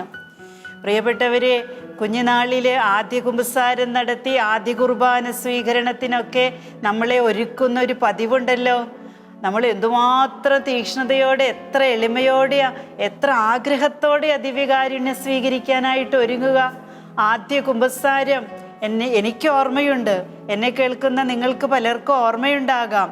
കുമ്പസാരത്തിൽ പാപങ്ങൾ ഏറ്റുപറയാനായിട്ട് എങ്ങനെയാ പറയണ്ടേ, എന്തൊക്കെ പറയണ്ടേ എന്നൊക്കെ നമ്മൾ ചിന്തിച്ച് നമ്മളെ സിസ്റ്റേഴ്സും കാറ്റീസം ടീച്ചേഴ്സും മാതാപിതാക്കളും ഒക്കെ പഠിപ്പിച്ചിട്ടുള്ള കാര്യങ്ങൾ നമ്മൾ മനസ്സിലാക്കി കൊച്ചു കൊച്ചു പാപങ്ങൾ പോലെ ഏറ്റുപറഞ്ഞിട്ട്, അപ്പോഴാണ് അത് പലതും പാപമാണെന്ന് നമുക്ക് മനസ്സിലാകുന്നേ. അതൊക്കെ ഏറ്റുപറഞ്ഞ് അനുഗ്രഹം സ്വീകരിച്ചിട്ട് നമ്മൾ വിശുദ്ധ കുർബാന സ്വീകരിച്ചു. എത്ര പവിത്രമായൊരു മനസ്സായിരുന്നു അത്, എത്ര പവിത്രമായൊരു ദാഹമായിരുന്നു അത്. ആ ദാഹവും ആ പവിത്രതയും നമ്മൾ വളർന്നപ്പോൾ വളർന്നോ അതോ തളർന്നോ എന്ന് ചോദിക്കുകയാണ് ദിവ്യകാരുണ്യ അനുഭവത്തിലൂടെ ഈശോ. 1997 ഒക്ടോബർ 26 ഒരു ഞായറാഴ്ചയായിരുന്നു. അന്ന് കഞ്ചിക്കോട് ഗുഡ് ഷെപ്പേർഡ് ഇടവക ദേവാലയത്തിൽ ആദ്യ കുർബാന സ്വീകരണം നടക്കുന്ന ദിവസവുമാണ്. അന്നേ ദിവസം അഭിവന്യ മാർ ജേക്കബ് മനന്തോടത്ത് പിതാവാണ് ബലിയർപ്പണത്തിന് മുഖ്യ കാർമ്മികനായിട്ട് വന്നത്. പിതാവിനോടൊപ്പം പിതാവിൻ്റെ സെക്രട്ടറി അച്ഛനും ഞങ്ങളുടെ ഇടവക വികാരിയായിരുന്ന ജോസഫ് പുലുവേലി അച്ഛനും ഉണ്ടായിരുന്നു. ദൈവജനങ്ങളെ കൊണ്ട് ദേവാലയം നിറഞ്ഞു. ഞാനും ആ ബലിയർപ്പണത്തിൽ പങ്കെടുക്കാനായിട്ട് ഞാനും എൻ്റെ കുടുംബവുമുണ്ട്. മരിയൻ പാരിഷിനുമായിട്ട് ബന്ധപ്പെട്ട പ്രാർത്ഥനയിലുള്ള പലരും അന്ന് അവിടെ വന്നിട്ടുണ്ട് എന്ന് പിന്നീട് അറിയാൻ സാധിച്ചു. ആ ബലിയർപ്പണ വേള അത് അനുഗ്രഹത്തിൻ്റെ ഒരു സമയമായിരുന്നു. ആ ബലിയർപ്പണ വേള എന്ന് ഞാൻ പറയാൻ കാരണം ആ ഒരു അത്ഭുതത്തെക്കുറിച്ച് പറയാനാണ്. എല്ലാ ബലിയർപ്പണ സമയങ്ങളും അനുഗ്രഹത്തിൻ്റെ കലവറ ലോകത്തിന് തുറന്നു കൊടുക്കുന്ന സമയമാണ്. അനുഗ്രഹം തേടി പലയിടത്തേക്കൊന്നും നമ്മൾ ഓടേണ്ട കാര്യമില്ല. ബലിക്കല്ലിനരികിലേക്ക് ഓടിയാൽ മതി. അവിടെ നിനക്കായി എനിക്കായി ബലിയർപ്പിച്ച നിന്റെ ദൈവം, എൻ്റെ ദൈവം, നമ്മുടെ ദൈവം സ്വർഗം തുറന്ന് ഭൂമിയിലേക്ക് അനുഗ്രഹം വർഷിക്കാൻ കാത്തു നിൽക്കുന്ന സമയമാണ് വിശുദ്ധ കുർബാന അർപ്പണ സമയം. അന്നത്തെ ദിവസം വിശുദ്ധ കുർബാന ആരംഭിച്ചു. പലപ്പോഴായി പരിശുദ്ധ അമ്മയുടെ പ്രത്യേക സഹായത്താലും മാധ്യസ്ഥത്താലും ലഭിച്ചിട്ടുള്ളതുപോലെ ബലിയർപ്പണത്തിൻ്റെ ആദ്യ സമയം മുതൽ ഈശോയുടെ ഉത്ഥാനം വരെ, അതായത് ഈശോയുടെ ജനനം, പരസ്യജീവിതം, മരണം, ഉത്ഥാനം, ഈ സംഭവങ്ങളുടെ എല്ലാം ഓർമ്മയാണല്ലോ വിശുദ്ധ കുർബാന. കാൽവരിയിൽ അർപ്പിക്കപ്പെട്ട അതേ ബലി തന്നെയാണല്ലോ വിശുദ്ധ കുർബാന. അത് അവിടെ സംഭവിക്കുന്നതായിട്ടുള്ള അനുഭവമായിരുന്നു. വിശുദ്ധ കുർബാന സ്വീകരണ സമയം അടുത്തപ്പോൾ വിശുദ്ധ കുർബാന സ്വീകരിക്കാനായി എല്ലാവരുടെയും ഒപ്പം ഞാനും വരിയിൽ നിന്നു. ആ സ്വീകരിക്കാനായിട്ട് പോകുന്ന സമയം മുതലേ ആത്മാവിൽ വലിയ ജ്വലനമായിരുന്നു. ഈ അനുഭവത്തിന് ശേഷം പലരും എന്നോട് പറഞ്ഞത് രക്തത്തിൻ്റെ മണം ദേവാലയത്തിലുണ്ടായിരുന്നു എന്നാ. എനിക്കും അത് അനുഭവപ്പെട്ടുകൊണ്ടിരുന്നു. പക്ഷെ ഞാൻ ആരോടും പറഞ്ഞില്ല. ഞാൻ ആ വരിയിലേക്ക് നിന്നു. പിതാവിൻ്റെ സെക്രട്ടറി അച്ഛൻ, ബഹുമാനപ്പെട്ട മൈലംവേലി അച്ഛനാണ് കുസ്തോതിയിൽ ഈശോയെ പിടിച്ചുകൊണ്ട് ആ വരിയിലെ ഓരോ മക്കൾക്കും ദിവ്യകാരുണ്യം കൊടുക്കാനായിട്ട് വരുന്നത്. എൻ്റെ ഊഴമെത്താറായപ്പോൾ ഞാൻ ആ കുസ്തോതിയിലേക്കൊന്ന് നോക്കി. ഞാൻ കാണുന്നത് പ്രകാശഗോളങ്ങൾ കുസ്തോതിയിൽ നിന്ന് തുള്ളിക്കളിക്കുന്നതാണ് ഞാൻ കാണുന്നേ. ഞാൻ ആത്മാവിൽ പ്രാർത്ഥിച്ചു. വിശുദ്ധ കുർബാന സ്വീകരിക്കുന്നതിന് മുൻപ് എളിമപ്പെട്ട് കുമ്പസാരിച്ചിട്ട് സമയമായെങ്കിലും, അധിക സമയമായിട്ടില്ല എങ്കിലും സ്വീകരണ സമയമാകുമ്പോഴത്തേന് 1 ദിവസം 2 ദിവസമൊക്കെ ആവുമല്ലോ. ആ സമയത്തിനിടയിലുള്ള എൻ്റെ ജീവിത വഴികളിൽ വന്നുപോയ പിഴവുകൾക്ക് മാപ്പ് തരണേ. ലോകമെമ്പാടും അങ്ങയെ നിന്ദിക്കുന്ന എല്ലാ മക്കൾക്കും പരിഹാരം ചെയ്തുകൊണ്ട് അങ്ങയെ സ്വീകരിച്ച് ഞാൻ പ്രാർത്ഥിക്കുന്നു. ഈശോയെ, എൻ്റെ ഹൃദയത്തിലേക്ക് എഴുന്നള്ളി വരണമേ. എൻ്റെ മാലിന്യങ്ങളെ അകറ്റി ജീവിക്കുന്ന ദൈവമായിട്ട് എന്നിലേക്ക് നിറയണേ എന്ന് ഞാൻ പ്രാർത്ഥിച്ചു കൊണ്ടിരുന്നു. ഈശോ എൻ്റെ അടുത്ത് എത്തും തോറും രക്തത്തിൻ്റെ മണം കൂടിക്കൂടി വന്നു. അത് ഞാനിപ്പോൾ സാക്ഷ്യപ്പെടുത്തുന്നതിൻ്റെ കാരണം എന്നോടൊപ്പം വന്ന് ദേവാലയത്തിലുണ്ടായിരുന്ന ഒത്തിരി പേര് ഈ അനുഭവത്തിന് ശേഷം അത് പറഞ്ഞതുകൊണ്ടാണ് കേട്ടോ. ആ കുസ്തോതിയിലിരിക്കുന്ന എൻ്റെ ഈശോയെ വൈദികൻ്റെ കരങ്ങളിൽ എടുത്തുകൊണ്ട് എൻ്റെ ഈ അധരത്തിൽ വെച്ചു തന്നു. എൻ്റെ പ്രിയപ്പെട്ട ദിവ്യകാരുണ്യ മക്കളെ, കണ്ണുനീരോടും സന്തോഷത്തോടും കൂടെ അല്ലാതെ ആ അനുഭവത്തെ ഓർക്കാൻ എനിക്കാകില്ല. കാരണം എൻ്റെ ദൈവം, എൻ്റെ സൃഷ്ടാവ്, എൻ്റെ കർത്താവ്, ലോകത്തിൻ്റെ അധിപൻ ഈ കൊച്ചുനാവില് ഒരു ബലഹീനനായ വൈദികൻ്റെ, ബലഹീനൻ എന്ന് പറയുമ്പോൾ ആച്ചൻ ബലഹീനനെന്നല്ല ഞാൻ ഉദ്ദേശിക്കുന്നത്, ഏതൊരു വൈദികൻ്റെയും കരങ്ങളിൽ ലോകത്തിൻ്റെ അധിപൻ ഒരു കൊച്ചോസ്തിയായിട്ട്, വെളുത്ത അപ്പമായിട്ട്, വെളുത്ത തിരുവോസ്തിയായിട്ട് ഒതുങ്ങുന്നത് കണ്ടപ്പോൾ, അതന്ന് മാത്രമല്ല പലപ്പോഴും കാണുകയും ധ്യാനിച്ചിട്ടുമുണ്ട്. ആ ഈശോ എൻ്റെ അധരത്തിൽ ജീവിക്കുന്നവനായിരിക്കുന്നതായിട്ടുള്ള അനുഭവത്തിൽ എൻ്റെ ഈ മുഖം, ഈശോയുടെ തിരുവിലാവിലെ മുറിവ് വലുതായിട്ട് ഈ മുഖം ആ മുറിവിലേക്ക് ടൈറ്റ് ചെയ്ത് വെച്ചിരിക്കുന്നത് മാത്രമേ ഞാൻ അറിയുന്നുള്ളൂ. ഞാൻ ഈശോയിലാണ്, ഈശോ എന്നിലാണ്. ഹല്ലേലൂയ. പുറത്ത് നടക്കുന്ന എന്തൊക്കെയോ സ്വരം എൻ്റെ കാതിൽ കേൾക്കുന്നുണ്ട്. പക്ഷെ ഞാൻ അവിടെ ഒന്നുമല്ല. ആരും പറയുന്നത് ഒന്നും മനസ്സിലാകാൻ എനിക്ക് സാധിക്കുന്നില്ല. മാലാഖമാരുടെ കിന്നരങ്ങൾ ഞാൻ കേട്ടുകൊണ്ടിരുന്നു. തമ്പുരുമീട്ടി മാലാഖമാർ ദൈവത്തെ ആരാധിക്കുന്നുണ്ട്. പരിശുദ്ധ അമ്മയും മാറിയൗസേ പിതാവും വിശുദ്ധഗണം മുഴുവനും ദൈവത്തെ കുമ്പിട്ട് ആരാധിച്ചുകൊണ്ട് ഞാൻ ആയിരിക്കുന്ന ഇടത്തേക്ക് മടങ്ങുമ്പോഴൊക്കെ കൂടെയുണ്ട്. പ്രിയപ്പെട്ടവരെ, ഇത് പറയുമ്പോൾ ഇടയ്ക്ക് ഞാനൊന്ന് പറഞ്ഞോട്ടെ, ഇത് എല്ലാവരിലും സംഭവിക്കുന്നതാ കേട്ടോ. എന്നിൽ മാത്രമല്ല. ഓരോ പ്രാവശ്യവും ദിവ്യകാരുണ്യം നമ്മൾ സ്വീകരിക്കുമ്പോൾ ദിവ്യകാരുണ്യനാഥൻ തുടിക്കുന്ന ഹൃദയവുമായിട്ട്, വിതുമ്പുന്ന ചുണ്ടുകളുമായിട്ട്, സ്നേഹിക്കുന്ന ഹൃദയമായിട്ട്, വാരിപ്പുണരുന്ന ആശ്വാസം തരുന്ന അനുഭവമായിട്ട്, സാന്നിധ്യമായിട്ട്, ജീവനുള്ള ദൈവമായിട്ട് നമ്മിൽ നിറയുന്നത് കാണുമ്പോൾ പരിശുദ്ധ കന്യകാമറിയം ശിരസ്സ് നമിക്കും. മാലാഖമാർ സാഷ്ടാംഗം പ്രണമിക്കും. വിശുദ്ധാത്മാക്കൾ നമുക്ക് ചുറ്റും കൂടി ദൈവത്തെ ആരാധിച്ചു കൊണ്ടിരിക്കും. നമ്മളെ വഹിക്കുന്ന ദൈവത്തെ. ഹല്ലേലൂയ. ഈ അനുഭവത്തിലൂടെ ഞാൻ ആദ്യം മുട്ടുകുത്തിയിരുന്നിടത്തേക്ക് നടക്കുകയാ. എനിക്ക് ആരെയും കാണാൻ പറ്റുന്നില്ല, ആരെയും ഒന്നും അറിയാൻ പറ്റുന്നില്ല. ഞാൻ എൻ്റെ ഈശോയുടെ തിരുവിലാവിലാണ്. ഞാൻ സ്തുതിച്ച് ഭാഷാവരത്തിൽ സ്തുതിക്കാൻ തുടങ്ങി. കർത്താവിൻ്റെ തിരുനാമത്തിൻ്റെ കീർത്തനങ്ങൾ എൻ്റെ ഹൃദയത്തിൽ അലയടി പോലെ ഉയരാൻ തുടങ്ങി. ഞാൻ പ്രാർത്ഥിച്ചു കൊണ്ടിരുന്നു. കണ്ടു നിന്നിരുന്നവർ സാക്ഷ്യപ്പെടുത്തത് ഇങ്ങനെയാണ്: എൻ്റെ അധരത്തിൽ ജീവിക്കുന്ന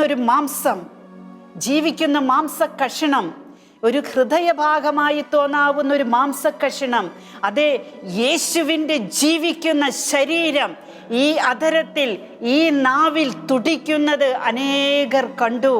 ഓരോ പ്രാവശ്യവും ഈശോയുടെ തിരുശരീരം തുടിക്കുമ്പോൾ ആ ഓരോ തുടിപ്പിലൂടെയും ഈശോയുടെ തിരുരക്തം ആ തിരുമാംസത്തിൽ നിന്ന് പുറത്തു വരുന്നതായിട്ട് അനേകർ കണ്ടു. എനിക്കും നിനക്കും വേണ്ടി കുഞ്ഞേ മുറിയപ്പെട്ട് അടികളേറ്റ് പരിഹസിക്കപ്പെട്ട് കുരിശിൽ തൂങ്ങി കർത്താവ് മരിച്ചത്, അപ്പോൾ ചിന്തിയ രക്തം നിനക്ക് വേണ്ടി ഇന്നും നിന്റെ നാവില് രൂപപ്പെട്ടുകൊണ്ട് ആ ചീന്തപ്പെട്ട മാംസം നിന്റെ ഹൃദയത്തിലേക്ക് കടന്നു വരുവാനായിട്ട് യേശു കണ്ടുപിടിച്ച ഏറ്റവും മഹത്തായ അത്ഭുതങ്ങളുടെ അത്ഭുതമാണ് ദിവ്യകാരുണ്യം.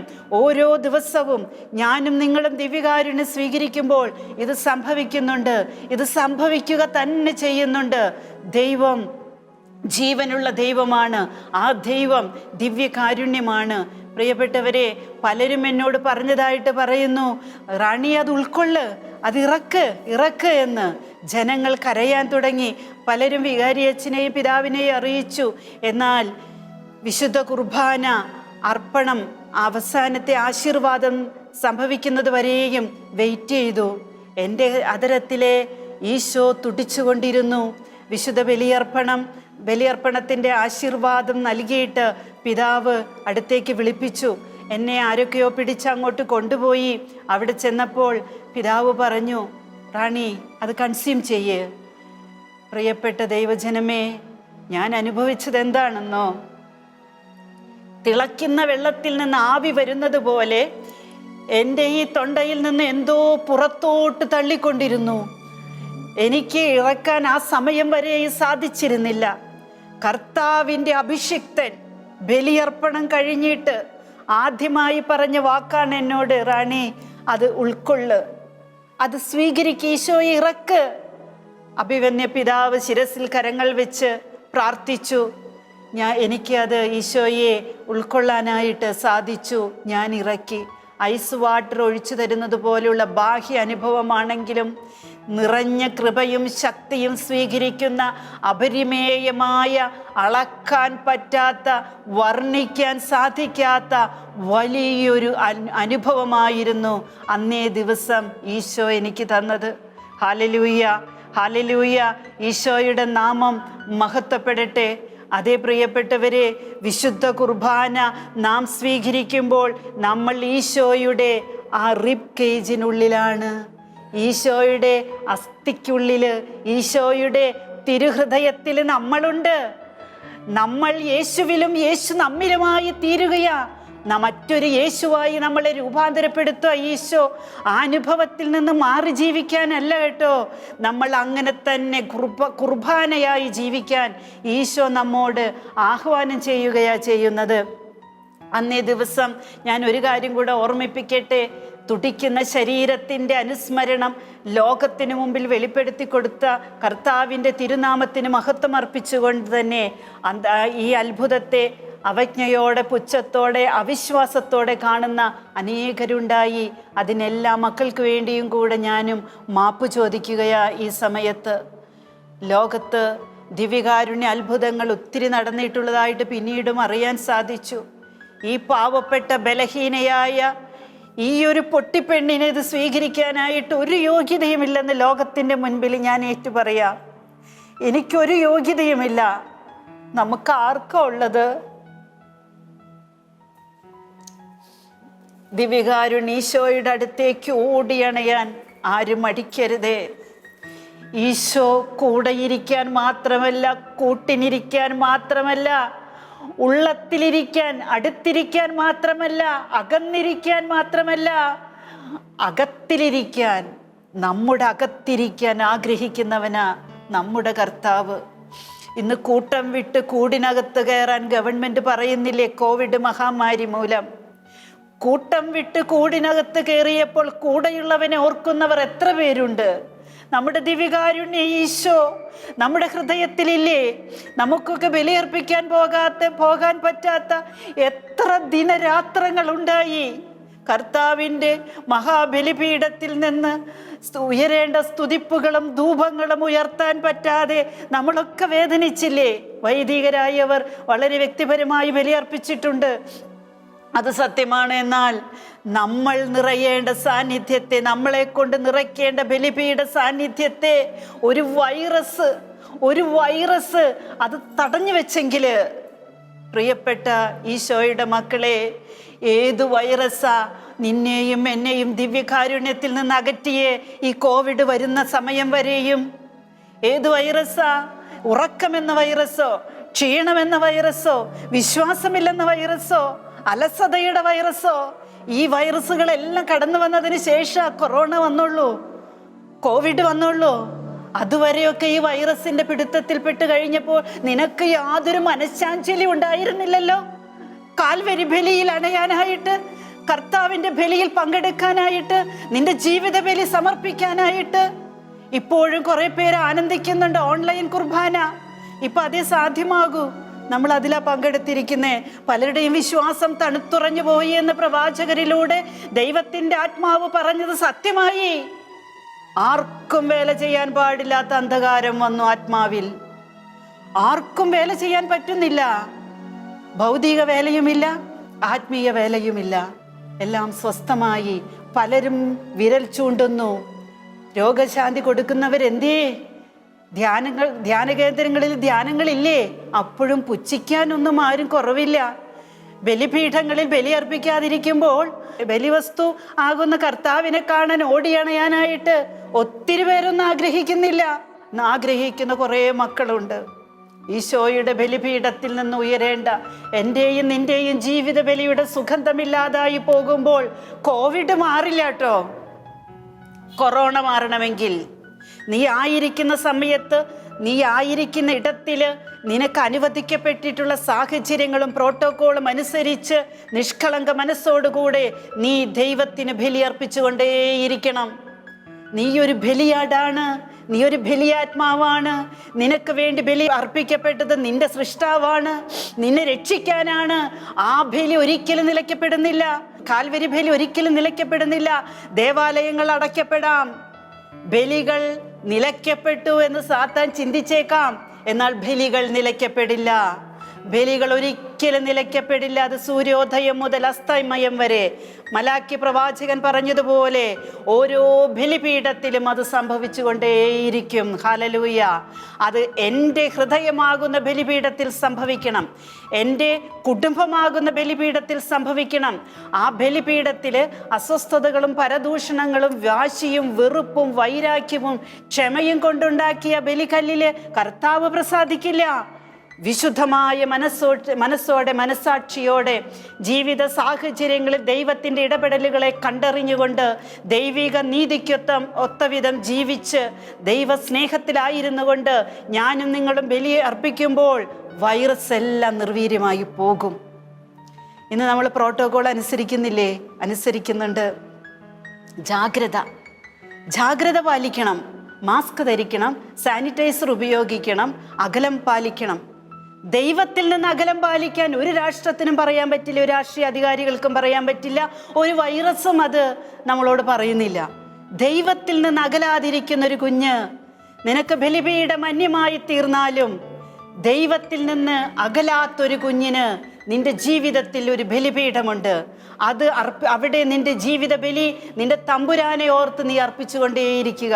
നിന്റെ സഹനത്തിൻ്റെ ബലികല്ലില് നീ അർപ്പിക്കുന്ന നിന്റെ ജീവിത ബലിയാണ് വിശുദ്ധ കുർബാനയോട് ചേർക്കാനുള്ള നിന്റെ ജീവിതത്തിലെ ഏറ്റവും വലിയ സ്വത്ത്. ഹല്ലേലൂയ. നിന്റെ കണ്ണുനീരിന് ഉത്തരം നൽകാൻ, ആഴങ്ങൾ തേടിയുള്ള നിന്റെ അന്വേഷണത്തിന് ഉത്തരം നൽകാൻ, നിനക്ക് കിട്ടാത്ത ചോദ്യങ്ങൾക്ക് ചോദ്യത്തിന് ഉത്തരമായി തീരാൻ ഒരേ ഒരു വഴിയേ ഉള്ളൂ. അത് യേശുവിലേക്ക് തിരിയുക, ദിവ്യകാരുണ്യത്തിലേക്ക് തിരിയുക. ഈ സമയം എൻ്റെ മനസ്സിൽ പരിശുദ്ധാത്മാവ് ശക്തമായി തരുന്ന ഒരു കാര്യം ഞാൻ പറഞ്ഞോട്ടെ. പലപ്പോഴായി പല മക്കളോടും പറഞ്ഞിട്ടുള്ള കാര്യമാണ്, പരിശുദ്ധമ്മ പറഞ്ഞു തന്നിട്ടുള്ള കാര്യമാണ്. ഒരാൾ തൻ്റെ ഉറക്കത്തിലും സൂക്ഷിക്കുന്ന ഉണർവിൻ്റെ പേരാണ് ജാഗ്രത.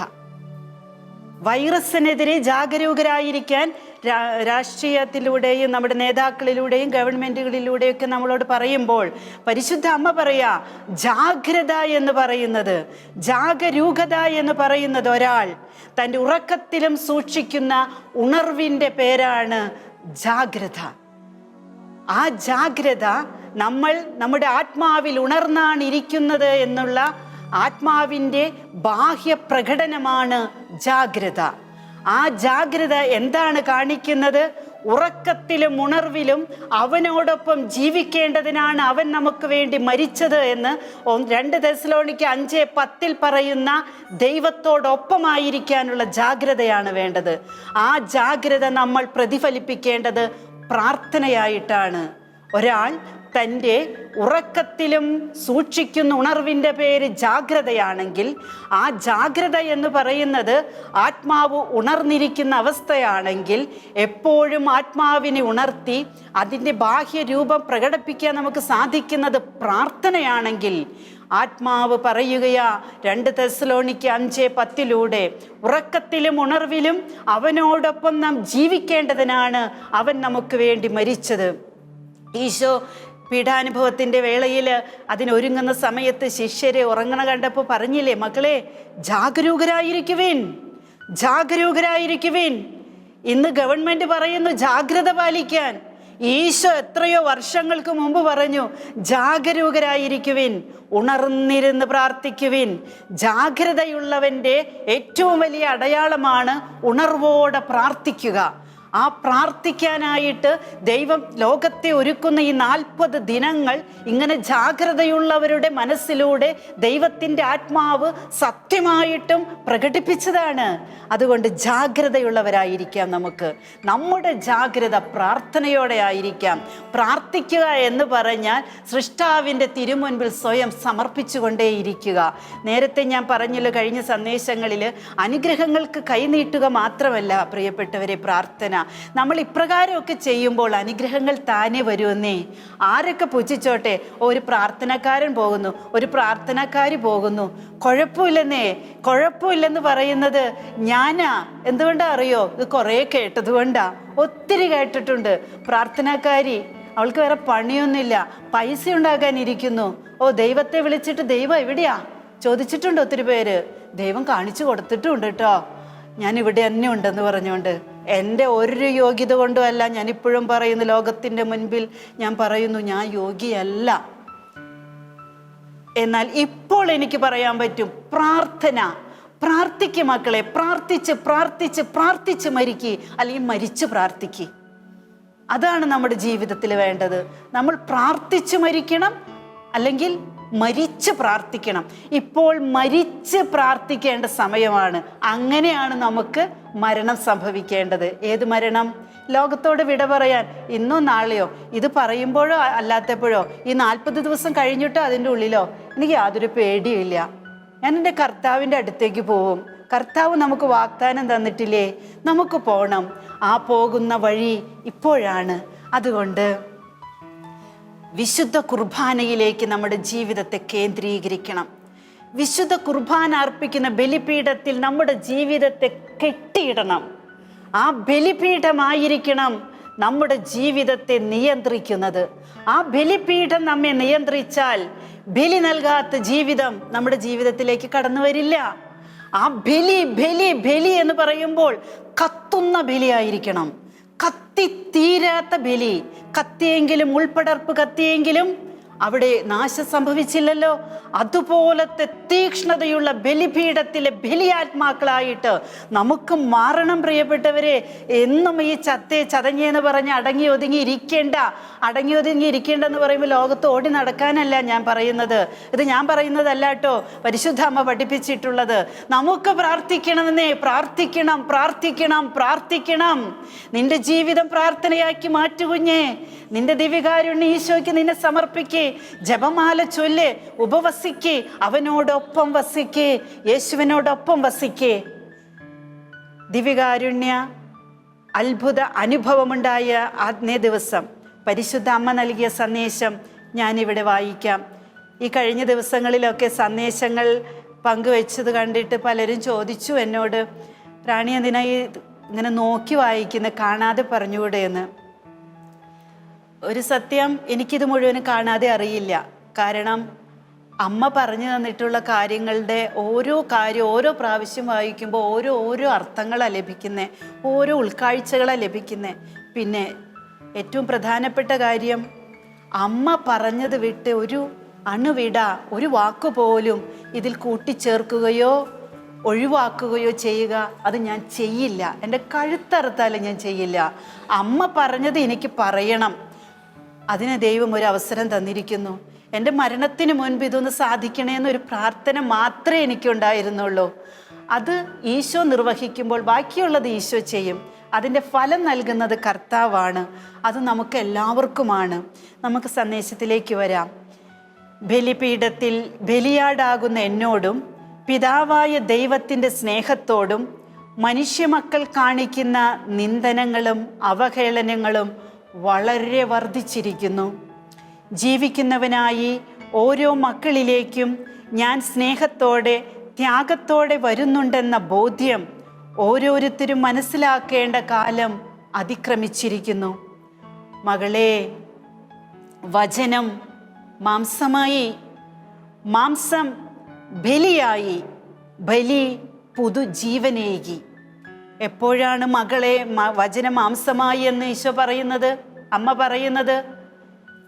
കാലിത്തൊഴുത്തിൽ യേശുക്രിസ്തുവിന് ജന്മം കൊടുക്കാനായിട്ട് കന്യകാമറിയം എന്ന് ആ തിരുവിഷ്ടത്തിൻ്റെ മുൻപിൽ ഉവ്വ് എന്ന് പറഞ്ഞുവോ, അപ്പോൾ പിതാവിൻ്റെ ഹൃദയത്തിൽ സൂക്ഷിക്കപ്പെട്ടിരുന്ന വചനമാകുന്ന വിത്ത് പരിശുദ്ധ അമ്മയുടെ കന്യകോദരത്തിലെ വിമല ഹൃദയത്തിലും വിതയ്ക്കപ്പെട്ടു.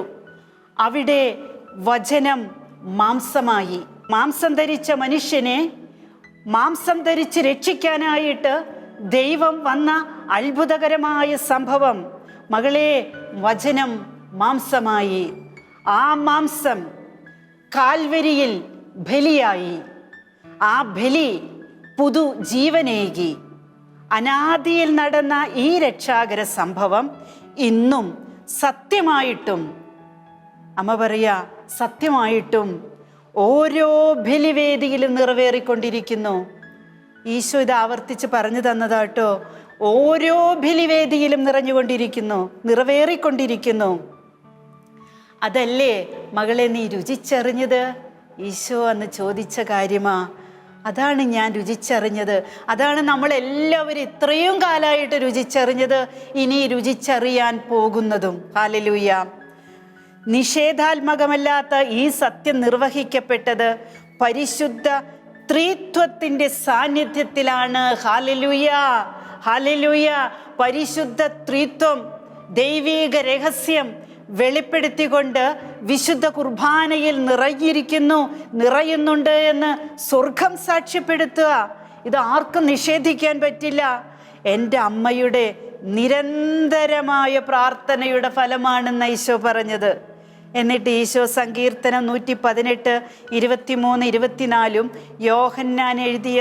വിശുദ്ധ യോഹന്നാൻ എഴുതിയ സുവിശേഷം 6-ാം അധ്യായം 53 മുതൽ 59 വരെയും ധ്യാനിക്കാൻ പറഞ്ഞു. ഹല്ലേലൂയ, ഹല്ലേലൂയ, ഹല്ലേലൂയ. ഒരു കുഞ്ഞിന് അമ്മയുടെ മാറിടം എത്രമാത്രം ആശ്വാസമേകുന്നുവോ അതുപോലെ ആയിരിക്കണം ഒരു ക്രിസ്ത്യാനി നിനക്ക് ബലിപീഠം. കർത്താവിൻ്റെ ബലിപീഠം നിനക്ക് ആശ്വാസം അരുളും. അവിടെ നിനക്ക് ഉത്തരം കിട്ടാത്ത ഒരു ചോദ്യങ്ങളില്ല. നിന്റെ നോവുകളിൽ ആശ്വാസം പകരാൻ, നിന്റെ മുറിവുകളിൽ ലേപനം പുരട്ടാൻ അതേ കർത്താവിൻ്റെ തിരുരക്തം തന്നെ പുരട്ടിത്തരാൻ കർത്താവുണ്ടെന്നേ. നിന്റെ കണ്ണുകൾക്ക് ഉൾക്കാഴ്ചകൾ നൽകാൻ, നിന്റെ സഹനത്തിന് നിനക്ക് ശക്തി പകരാൻ, നിന്റെ പ്രാർത്ഥനകൾക്ക് നിനക്ക് ഉത്തരം നൽകാൻ നിനക്ക് വേണ്ടി ബലിയാടായൊരു കർത്താവ്, ബലി വസ്തുവായൊരു കർത്താവ്, ബലിയായിട്ട് തന്നെ നിന്നിലേക്ക് ഇറങ്ങി വരുന്ന ദൈവം, നിന്നോട് സംസാരിക്കുന്ന, നിന്നിലേക്ക് ഇറങ്ങി വരുന്ന വിശുദ്ധ കുർബാന എന്ന അത്ഭുതങ്ങളിലെ അത്ഭുതം സ്വീകരിക്കാൻ നിനക്ക് കിട്ടുന്ന ഒരവസരവും പാഴാക്കരുത്.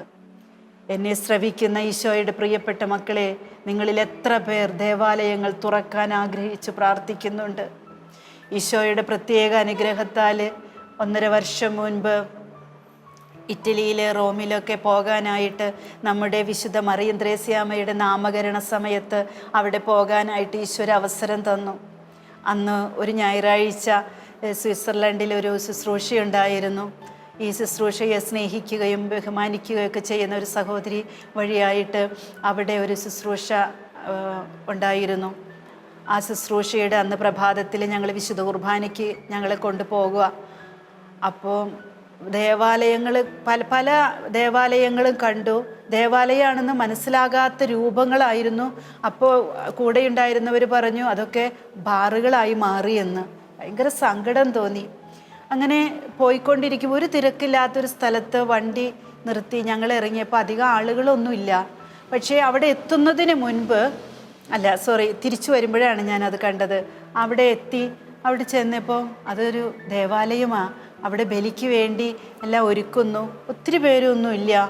വിശുദ്ധ കുർബാന അർപ്പണം കഴിഞ്ഞ് തിരിച്ചു പോരുമ്പോൾ വണ്ടിയിലിരുന്ന് ഒരു ദേവാലയത്തിൻ്റെ അല്പഭാഗം മാത്രം കണ്ടാൽ ദേവാലയമാണെന്ന് തോന്നും.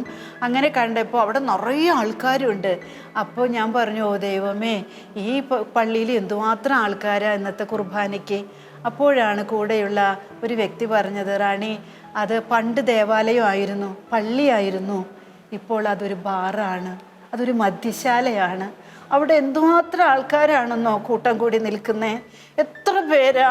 പക്ഷെ ഞാൻ ബലിയർപ്പണത്തിന് പോയ പള്ളിയിൽ കുറച്ച് പേരേ ഉണ്ടായിരുന്നുള്ളൂ. അവിടെ മനുഷ്യരില്ലാഞ്ഞിട്ടാണോ? അല്ല. എന്തേ? വിശുദ്ധ കുർബാനയിൽ ബോധ്യമില്ല.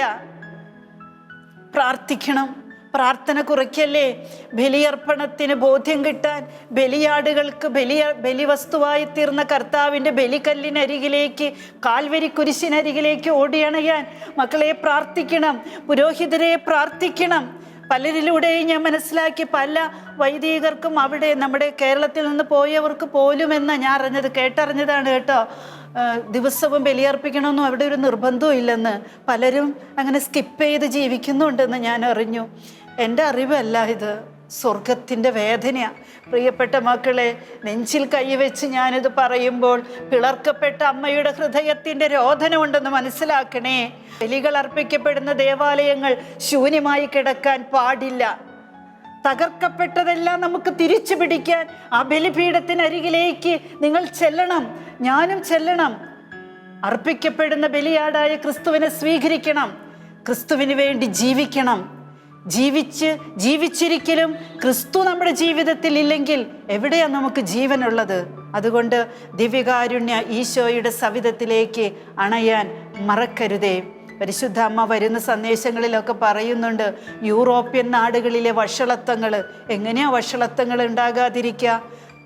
ദൈവകോപം ക്ഷണിച്ചു വരുത്തുമെന്ന് അമ്മ പറഞ്ഞിട്ടുള്ളത്. നമ്മുടെ കേരളം ഒട്ടും മോശമല്ല. ഈ ദിവസങ്ങളിൽ എന്തൊക്കെയാ കേൾക്കുന്നേ? സ്ത്രീധന പീഡനം, കൊല, കൊള്ള, ആത്മഹത്യ, കുഞ്ഞുങ്ങളെ കൊല്ലുന്നു, സഹോദരങ്ങളെ കൊല്ലുന്നു, ഭാര്യ ഭർത്താവിനെ കൊല്ലുന്നു, ഭർത്താവ് ഭാര്യയെ കൊല്ലുന്നു, മകൻ അപ്പനെ കൊല്ലുന്നു. ഇതൊക്കെ കേൾക്കാൻ സുഖമുള്ള കാര്യങ്ങളാണോ? അവർക്കൊക്കെ അത് ചെയ്യാൻ ആഗ്രഹം ഉണ്ടായിട്ടാണോ? അല്ല, ബലിക്കല്ലിൻ്റെ ചൂടില്ലെന്നേ. ചൂടില്ലാത്തടത്ത് ശവമുള്ളിടത്ത് ഈച്ച വന്നിരിക്കുമെന്ന് പറഞ്ഞതുപോലെ ശവമായി തീർന്ന ജീവിതങ്ങൾ ഈ ലോകത്തുണ്ട്. എന്നിൽ നിന്നും നിങ്ങളിൽ നിന്നും ദൈവത്തിൻ്റെ ചൂട് ആ മക്കൾക്ക് കിട്ടണം. അതിനായിട്ട് പ്രാർത്ഥിക്കണം, ബലിയർപ്പിക്കണം. ദിവ്യകാരുണ്യ ബലിയർപ്പണത്തിന് പ്രിയപ്പെട്ട ദൈവജനമേ, ഉണർവോടെ പാപരഹിതമായ മനസ്സോടെ ഓടിയണയണമെന്ന് പരിശുദ്ധ അമ്മയോട് ചേർന്ന് അപേക്ഷിക്കുകയാണ്. ബലിവസ്തുവും ബലിയാടുമാകുന്ന ബലിക്കല്ലിൽ നമ്മെ നോക്കിയിരിക്കുന്ന നമ്മുടെ കർത്താവിനെ ഒന്ന് കാണാൻ, ഒന്ന് കേൾക്കാൻ, നമ്മുടെ ഉള്ളത്തിലായിരിക്കാൻ കൊതിക്കുന്ന നമ്മുടെ കർത്താവിനെ നമുക്ക് സ്വീകരിക്കാൻ ഓടിയണയാം. ദേവാലയങ്ങൾ തുറക്കപ്പെടട്ടെ, ബലിപീഠങ്ങൾ സജ്ജമാക്കപ്പെടട്ടെ, ഹൃദയങ്ങൾ ബലിയാകട്ടെ, ബലിവസ്തുക്കളിൽ വിശ്വാസത്തിൻ്റെ ചൈതന്യം നിറയട്ടെ.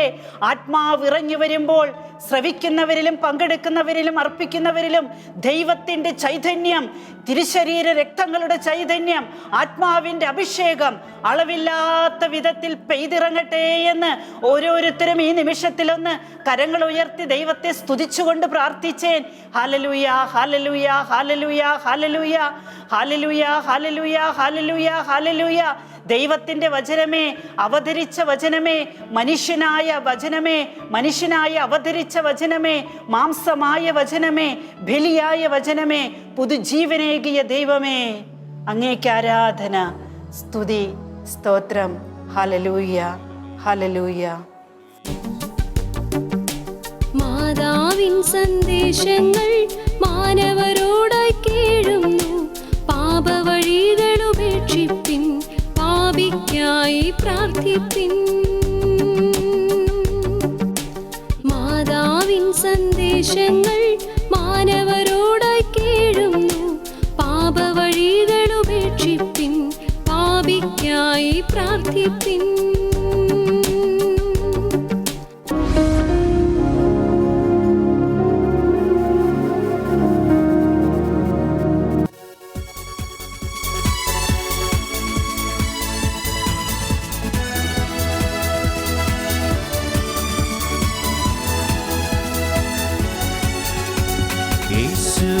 ദൈവപുത്രൻ, യേശു ദൈവപുത്രൻ, യേശു ദൈവപുത്രൻ, യേശു ദൈവപുത്രൻ.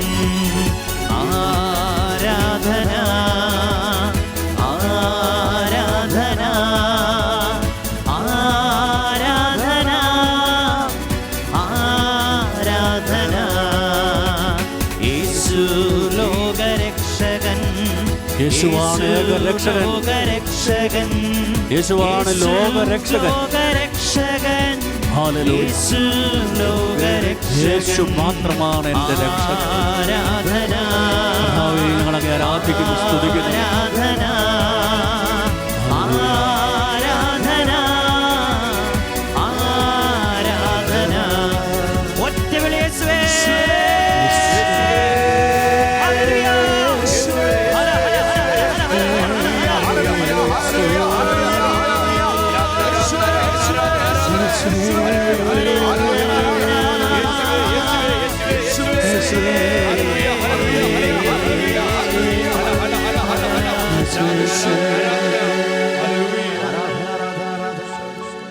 പരിശുദ്ധ പരമ ദിവ്യകാരുണ്യത്തിന് എന്നേരവും ആരാധനയും സ്തുതിയും പുകഴ്ചയും ഉണ്ടായിരിക്കട്ടെ. പരിശുദ്ധ പരമ ദിവ്യകാരുണ്യത്തിന് എന്നേരവും ആരാധനയും സ്തുതിയും പുകഴ്ചയും ഉണ്ടായിരിക്കട്ടെ. പരിശുദ്ധ പരമ ദിവ്യകാരുണ്യത്തിന് എന്നേരവും ആരാധനയും സ്തുതിയും പുകഴ്ചയും ഉണ്ടായിരിക്കട്ടെ. സ്നേഹമുള്ളവരെ, നമ്മൾ ദിവ്യകാരുണ്യത്തിൻ്റെ സന്നിധിയിൽ ഇന്ന് തുടർന്നുള്ള നിമിഷങ്ങൾ പ്രാർത്ഥിക്കുകയാണ്. ഈ ശുശ്രൂഷയുടെ സമാപനത്തിൽ ഇത് ഈശോയാണ് എന്ന് വ്യക്തമായും നമ്മെ ബോധ്യപ്പെടുത്തിയ നിമിഷങ്ങളിലൂടെയാണ് കടന്നുപോയത്. കർത്താവിൻ്റെ ഈ ജീവനുള്ള സാന്നിധ്യം വിശുദ്ധ 10 പീയൂസ് മാർപ്പാപ്പ പറയുന്നുണ്ട്, ലോകത്തിന് കത്തോലിക്ക സഭ നൽകുന്ന ഏറ്റവും വലിയ സംഭാവന വിശുദ്ധ കുർബാനയാണ്, ഈ ദിവ്യകാരുണ്യമാണ്. ആ ദിവ്യകാരുണ്യത്തിൻ്റെ സന്നിധിയിൽ ഇപ്പോൾ നമ്മൾ ശ്രവിച്ച ആ അനുഭവത്തെ ഹൃദയത്തിൽ സൂക്ഷിച്ചുകൊണ്ട് നമുക്കായിരിക്കാം. റാണി സഹോദരി തൻ്റെ ഹൃദയത്തിൽ തൊട്ട അനുഭവമാണ് പങ്കുവെച്ചത്. ലോകത്തിൽ ധാരാളം വ്യക്തികൾക്ക് ഇതുപോലെ ജീവനുള്ള കർത്താവിനെ വിശുദ്ധ കുർബാനയിൽ അനുഭവിക്കാൻ സാധിച്ചിട്ടുണ്ട്. ധാരാളം ദിവ്യകാരുണ്യ അത്ഭുതങ്ങൾ ലോകത്തിൽ സംഭവിച്ചിട്ടുണ്ട്. ഞാൻ ആ സഹോദരിയുടെ വാക്കുകൾ കേൾക്കുമ്പോൾ അല്പസമയം മറ്റൊരു ലോകത്തിലേക്ക് പോയി. എൻ്റെ ഒരു ചിന്ത, എത്രയോ വലിയ താക്കീതോടെയാണ് നാവിൽ വന്നത് കർത്താവാണ്, ജീവനുള്ള പിടയ്ക്കുന്ന കർത്താവിൻ്റെ ശരീരമാണ് എന്ന് പറഞ്ഞത്. ആ അനുഭവത്തിൽ ഇന്ന് ഒരു താക്കീത് പോലെ ആ സഹോദരി നമ്മോട് ചില കാര്യങ്ങൾ പറഞ്ഞു. ഞാൻ ഈ സമയം ചിന്തിക്കുകയായിരുന്നു, കാൽവരിയിൽ ഈശോ കുരിശിൽ ബലിയായപ്പോൾ ഈശോ കുർബാനയായി തീർന്ന ആ ശരീരം ആദ്യമായി സ്വീകരിച്ചത് പരിശുദ്ധ അമ്മയാണ്. അമ്മയുടെ മടിത്തട്ടിലാണ്. ഞാൻ ചിന്തിച്ചു, അമ്മ ഇന്ന് ഇവിടെ കടന്നു വന്ന് ഇത് പറഞ്ഞാൽ വിറച്ച് വിറങ്ങലിച്ച് വീണും മരിച്ചു പോകുന്നു. അതുകൊണ്ടാണ് ചില വ്യക്തികളെ പ്രത്യേകമായി തെരഞ്ഞെടുത്ത് ഈ അനുഭവം കൊടുത്ത് ഇനിയെങ്കിലും വിശ്വസിക്കാൻ കർത്താവ് നമ്മെ ക്ഷണിക്കുന്നതാണ്. ഇത് ഈശോയാണ്. യോഹന്നാന്റെ സുവിശേഷം 6-ാം അധ്യായത്തിൻ്റെ 53-ാം തിരുവചനം ഹൃദയത്തിൽ ഏറ്റുവാങ്ങി നമുക്ക് പ്രാർത്ഥനയിലേക്ക് പ്രവേശിക്കാം. യേശു പറഞ്ഞു, സത്യം സത്യമായി ഞാൻ നിങ്ങളോട് പറയുന്നു, നിങ്ങൾ മനുഷ്യപുത്രൻ്റെ ശരീരം ഭക്ഷിക്കുകയും അവൻ്റെ രക്തം പാനം ചെയ്യുകയും ചെയ്യുന്നില്ലെങ്കിൽ നിങ്ങൾക്ക് ജീവനുണ്ടായിരിക്കുകയില്ല. നിങ്ങൾ മനുഷ്യപുത്രൻ്റെ ശരീരം ഭക്ഷിക്കുകയും അവൻ്റെ രക്തം പാനം ചെയ്യുകയും ചെയ്യുന്നില്ലെങ്കിൽ നിങ്ങൾക്ക് ജീവനുണ്ടായിരിക്കുകയില്ല എന്ന് പറഞ്ഞാൽ, നിങ്ങൾ വിശുദ്ധ കുർബാന അർപ്പിച്ച കർത്താവിനെ സ്വീകരിക്കുന്നില്ലെങ്കിൽ നിങ്ങൾക്ക് ജീവനുണ്ടായിരിക്കുകയില്ല. ഇന്ന് മരണത്തിൻ്റെ ഭീതിയിലാണ് നമ്മൾ. ജീവൻ നഷ്ടപ്പെട്ടു പോയിരിക്കുന്നു. യോഹന്നാൻ 10:10 ഈശോ വന്നിരിക്കുന്നത് ജീവൻ നൽകാനാ, സമൃദ്ധമായ ജീവൻ നൽകാനാ. പ്രിയമുള്ളവരെ, ഈ രാത്രിയിൽ, ഈ യാമത്തിൽ, ഈ പ്രാർത്ഥനാ ശുശ്രൂഷ അവസാനിക്കുമ്പോൾ നമുക്ക് ആത്മാർത്ഥമായി ജീവൻ തുടിക്കുന്ന ഈ തിരു ശരീരത്തിലേക്ക്, ഈ തിരു രക്തത്തിലേക്ക്, ഈ ശുശ്രൂഷയിൽ പങ്കെടുത്ത എല്ലാവരെയും, ലോകം മുഴുവനുള്ള സകല മനുഷ്യരെയും സമർപ്പിച്ചുകൊണ്ട് കരമുയർത്തി സ്തുതിക്കാം. കർത്താവേ, അങ്ങയുടെ ദിവ്യ കാരുണ്യത്തിലുള്ള, അങ്ങയുടെ വിശുദ്ധ കുർബാനയിലുള്ള വിശ്വാസം ഞങ്ങളിൽ വർദ്ധിപ്പിക്കണമേ. കർത്താവേ, ഞങ്ങൾക്ക് ജീവനുണ്ടാകാൻ ഞങ്ങളുടെ ദേവാലയങ്ങൾ തുറക്കപ്പെടട്ടെ. അവിടെ ബലിയർപ്പണങ്ങൾ സംഭവിക്കട്ടെ. വിശുദ്ധ കുർബാന സ്വീകരിക്കാനുള്ള വലിയ കൃപ ഞങ്ങൾക്ക് വീണ്ടും തരണമേ. ഞങ്ങളുടെ പാപങ്ങളും അപരാധങ്ങളും ഈ ദിവ്യകാരുണ്യത്തോട് ഞങ്ങൾ കാണിച്ച അവഗണനകളും കർത്താവേ പൊറുക്കണമേ. കർത്താവേ, കരുണയായിരിക്കണമേ. അത്ഭുതകരമായ ശക്തിയായി ഈ ദിവ്യകാരുണ്യത്തിൽ നിന്ന് ജീവൻ സകലരിലേക്കും സമൃദ്ധമായി ഒഴുകട്ടെ. Hallelujah, hallelujah. യേശുവേ, യേശുവേ, അങ്ങയുടെ ജീവനുള്ള ശരീരത്തെ ചൂണ്ടി പരിശുദ്ധ അമ്മ ഇപ്പോൾ ഞങ്ങളോട് ആവശ്യപ്പെടുന്നു. കർത്താവേ, നിന്റെ ജീവിതത്തെ സമ്പൂർണമായും എന്റെ പ്രിയപുത്രന് വേണ്ടി ബലിയായി കൊടുക്കുക. ഹല്ലേലൂയ. കരമുയർത്തി സ്തുതിക്കട്ടെ. ഹല്ലേലൂയ. ദിവ്യകാരുണ്യത്തിന്റെ ശക്തിയാൽ മാനസാന്തരങ്ങൾ സംഭവിക്കട്ടെ. ഈ രാത്രിയിൽ ഈ ശുശ്രൂഷയിൽ പങ്കെടുത്ത സകല ഹൃദയങ്ങളെ തുറക്കട്ടെ. ഈ ലോകത്തിന്റെ ചിന്തയിൽ നിന്ന്, ഈ ലോകത്തിന്റെ വ്യഗ്രതകളിൽ നിന്ന്, ലോകത്തിന്റെ സകല സുഖമോഹങ്ങളിൽ നിന്ന് കർത്താവായ യേശു ക്രിസ്തുവിലേക്ക് സകല ആത്മാക്കളും കടന്നു വരട്ടെ. ആത്മാക്കളുടെ രക്ഷയ്ക്ക് വേണ്ടിയുള്ള ഈ ശുശ്രൂഷയിൽ കർത്താവെ, അങ്ങ് അത്ഭുതകരമായ മാനസാന്തരം വർഷിക്കണമേ. കർത്താവെ, തുടർന്ന് ഈ ദിവസങ്ങളിൽ ഞങ്ങൾ കടന്നു പോകുമ്പോൾ ഇനിയുള്ള 24 ദിവസങ്ങളിൽ പ്രായശ്ചിത്തത്തിന്റെ, പരിഹാരത്തിന്റെ, അനുതാപത്തിന്റെ കൃപയൊഴുക്കണമേ. ഉപവസിച്ച് പ്രാർത്ഥിച്ച് ഈ ശുശ്രൂഷയിൽ പങ്കെടുക്കാൻ അനേകായിരങ്ങളെ അങ്ങ് ഇനിയും ഒരുക്കണമേ. കർത്താവ്, ഈ ശുശ്രൂഷയിലൂടെ ഞങ്ങൾ 40 ദിവസങ്ങൾ പിന്നിടുമ്പോൾ ഈ ലോകത്തിൽ അത്ഭുതകരമായ അങ്ങയുടെ സാന്നിധ്യത്തിന്റെ ശക്തി പ്രകടമാക്കണമേ. ഹല്ലേലൂയ, ഹല്ലേലൂയ, ഹല്ലേലൂയ. കർത്താവേ, അങ്ങയെ അനുഭവിക്കാൻ, ഈ സത്യം ലോകത്തിന്റെ മുമ്പിൽ തുറന്നു പറയാൻ ഈ രാത്രിയുടെ യാമം ഞങ്ങൾക്കായി സമർപ്പിച്ച ഷെക്കേന ടിവിയെ കർത്താവെ കരങ്ങളിൽ സമർപ്പിക്കുന്നു. യേശുവേ, അങ്ങയുടെ ശക്തി, അങ്ങയുടെ വചനം, അങ്ങയുടെ കൃപ ലോകത്തിൽ പ്രചരിപ്പിക്കാൻ ഈ കാലഘട്ടത്തിന് വേണ്ടി അങ്ങ് ഒരുക്കിയ ഷെക്കേന ടിവിയെ ഓർത്ത് ഞങ്ങൾ അങ്ങയെ സ്തുതിക്കുന്നു, ആരാധിക്കുന്നു, നന്ദി പറയുന്നു. കർത്താവ്, ഈ കാലഘട്ടത്തിൽ ഞങ്ങൾ നേരിടുന്ന പ്രതികൂലങ്ങളിലേക്ക് കടന്നു വരണമേ. കർത്താവെ, മറ്റുള്ളവരിൽ നിന്ന് ഏതെല്ലാം വിധത്തിൽ എതിർപ്പുകൾ നേരിട്ടാലും അങ്ങയുടെ വചനത്തിൽ അടിയുറച്ചു നിന്നുകൊണ്ട് ഈ ശുശ്രൂഷകൾ നടത്തുന്നതിന് വേണ്ട പുത്തൻ അഭിഷേകം തരണമേ. സാമ്പത്തിക മേഖലയെ അങ്ങ് അനുഗ്രഹിക്കണമേ കർത്താവേ. ഈ ശുശ്രൂഷകരെ അനുഗ്രഹിക്കണം കർത്താവേ. അങ്ങയുടെ അരൂപിയുടെ സ്വരം ശ്രവിച്ച് അങ്ങയുടെ ഹിതം മാത്രം നിറവേറ്റാൻ ഈ ഷെക്കേന ചാനലിനെ കർത്താവെ പ്രത്യേകമായി അഭിഷേകം ചെയ്യണമേ കർത്താവെ. ഞങ്ങളുടെ ആത്മീയ ശുശ്രൂഷ ചെയ്യുന്ന എല്ലാ ചാനലുകളെയും സമർപ്പിക്കുന്നു കർത്താവെ.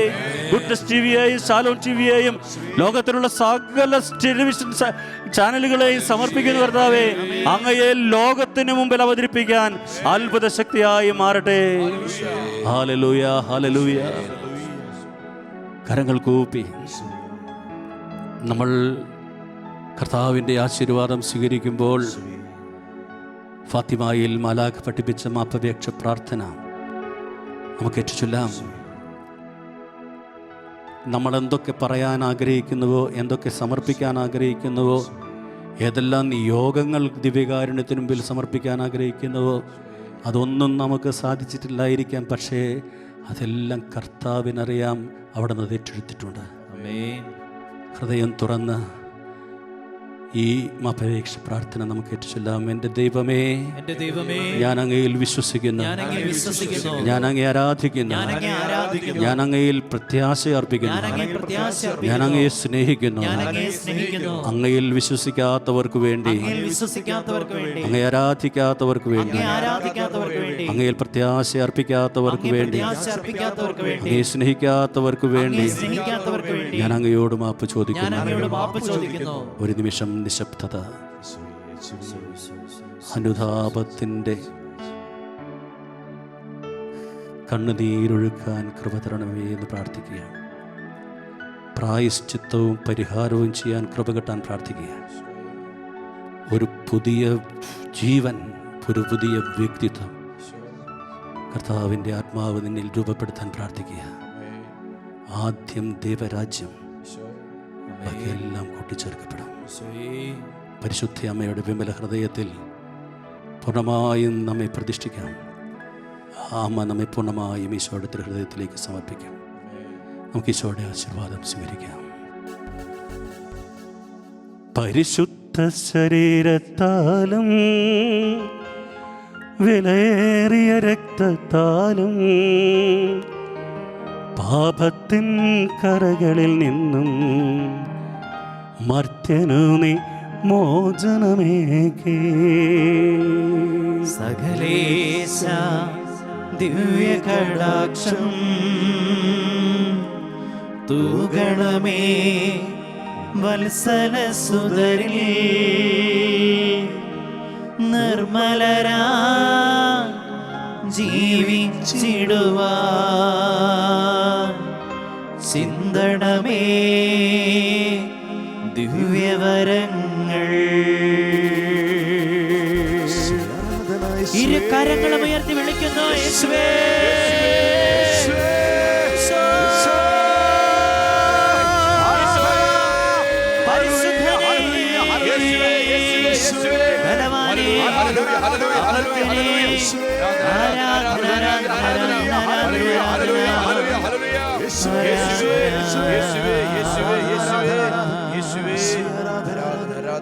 ആത്മാക്കളെ തരിക, എൻ്റെ സർവവും എടുത്തുകൊള്ളുക. ആത്മാക്കളെ തരിക, എൻ്റെ സർവവും എടുത്തുകൊള്ളുക. പരിശുദ്ധ പരമ ദിവ്യകാരുണ്യ ഈശോയ്ക്ക് നേരവും ആരാധനയും സ്തുതിയും പുകഴ്ചയും ഉണ്ടായിരിക്കട്ടെ. പരിശുദ്ധ പരമ ദിവ്യകാരുണ്യ ഈശോയ്ക്ക് നേരവും ആരാധനയും സ്തുതിയും പുകഴ്ചയും ഉണ്ടായിരിക്കട്ടെ.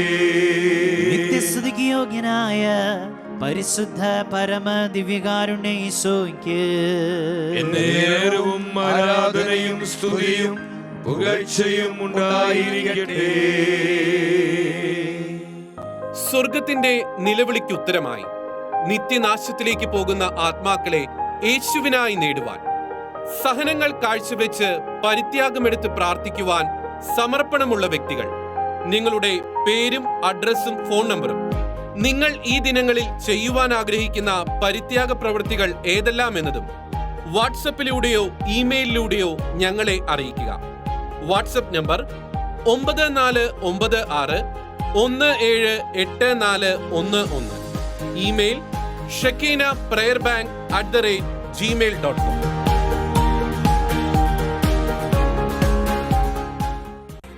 ലോകം മുഴുവനേക്കാൾ വിലയേറുന്നൊരു ആത്മാവിനെ നേടുവാൻ,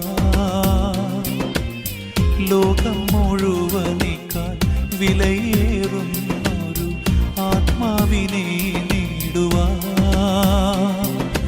ലോക സുഖങ്ങളും സൗഭാഗ്യമൊക്കെയും ആത്മാവെ നേടുവാൻ ഞാൻ ത്യജിക്കാം.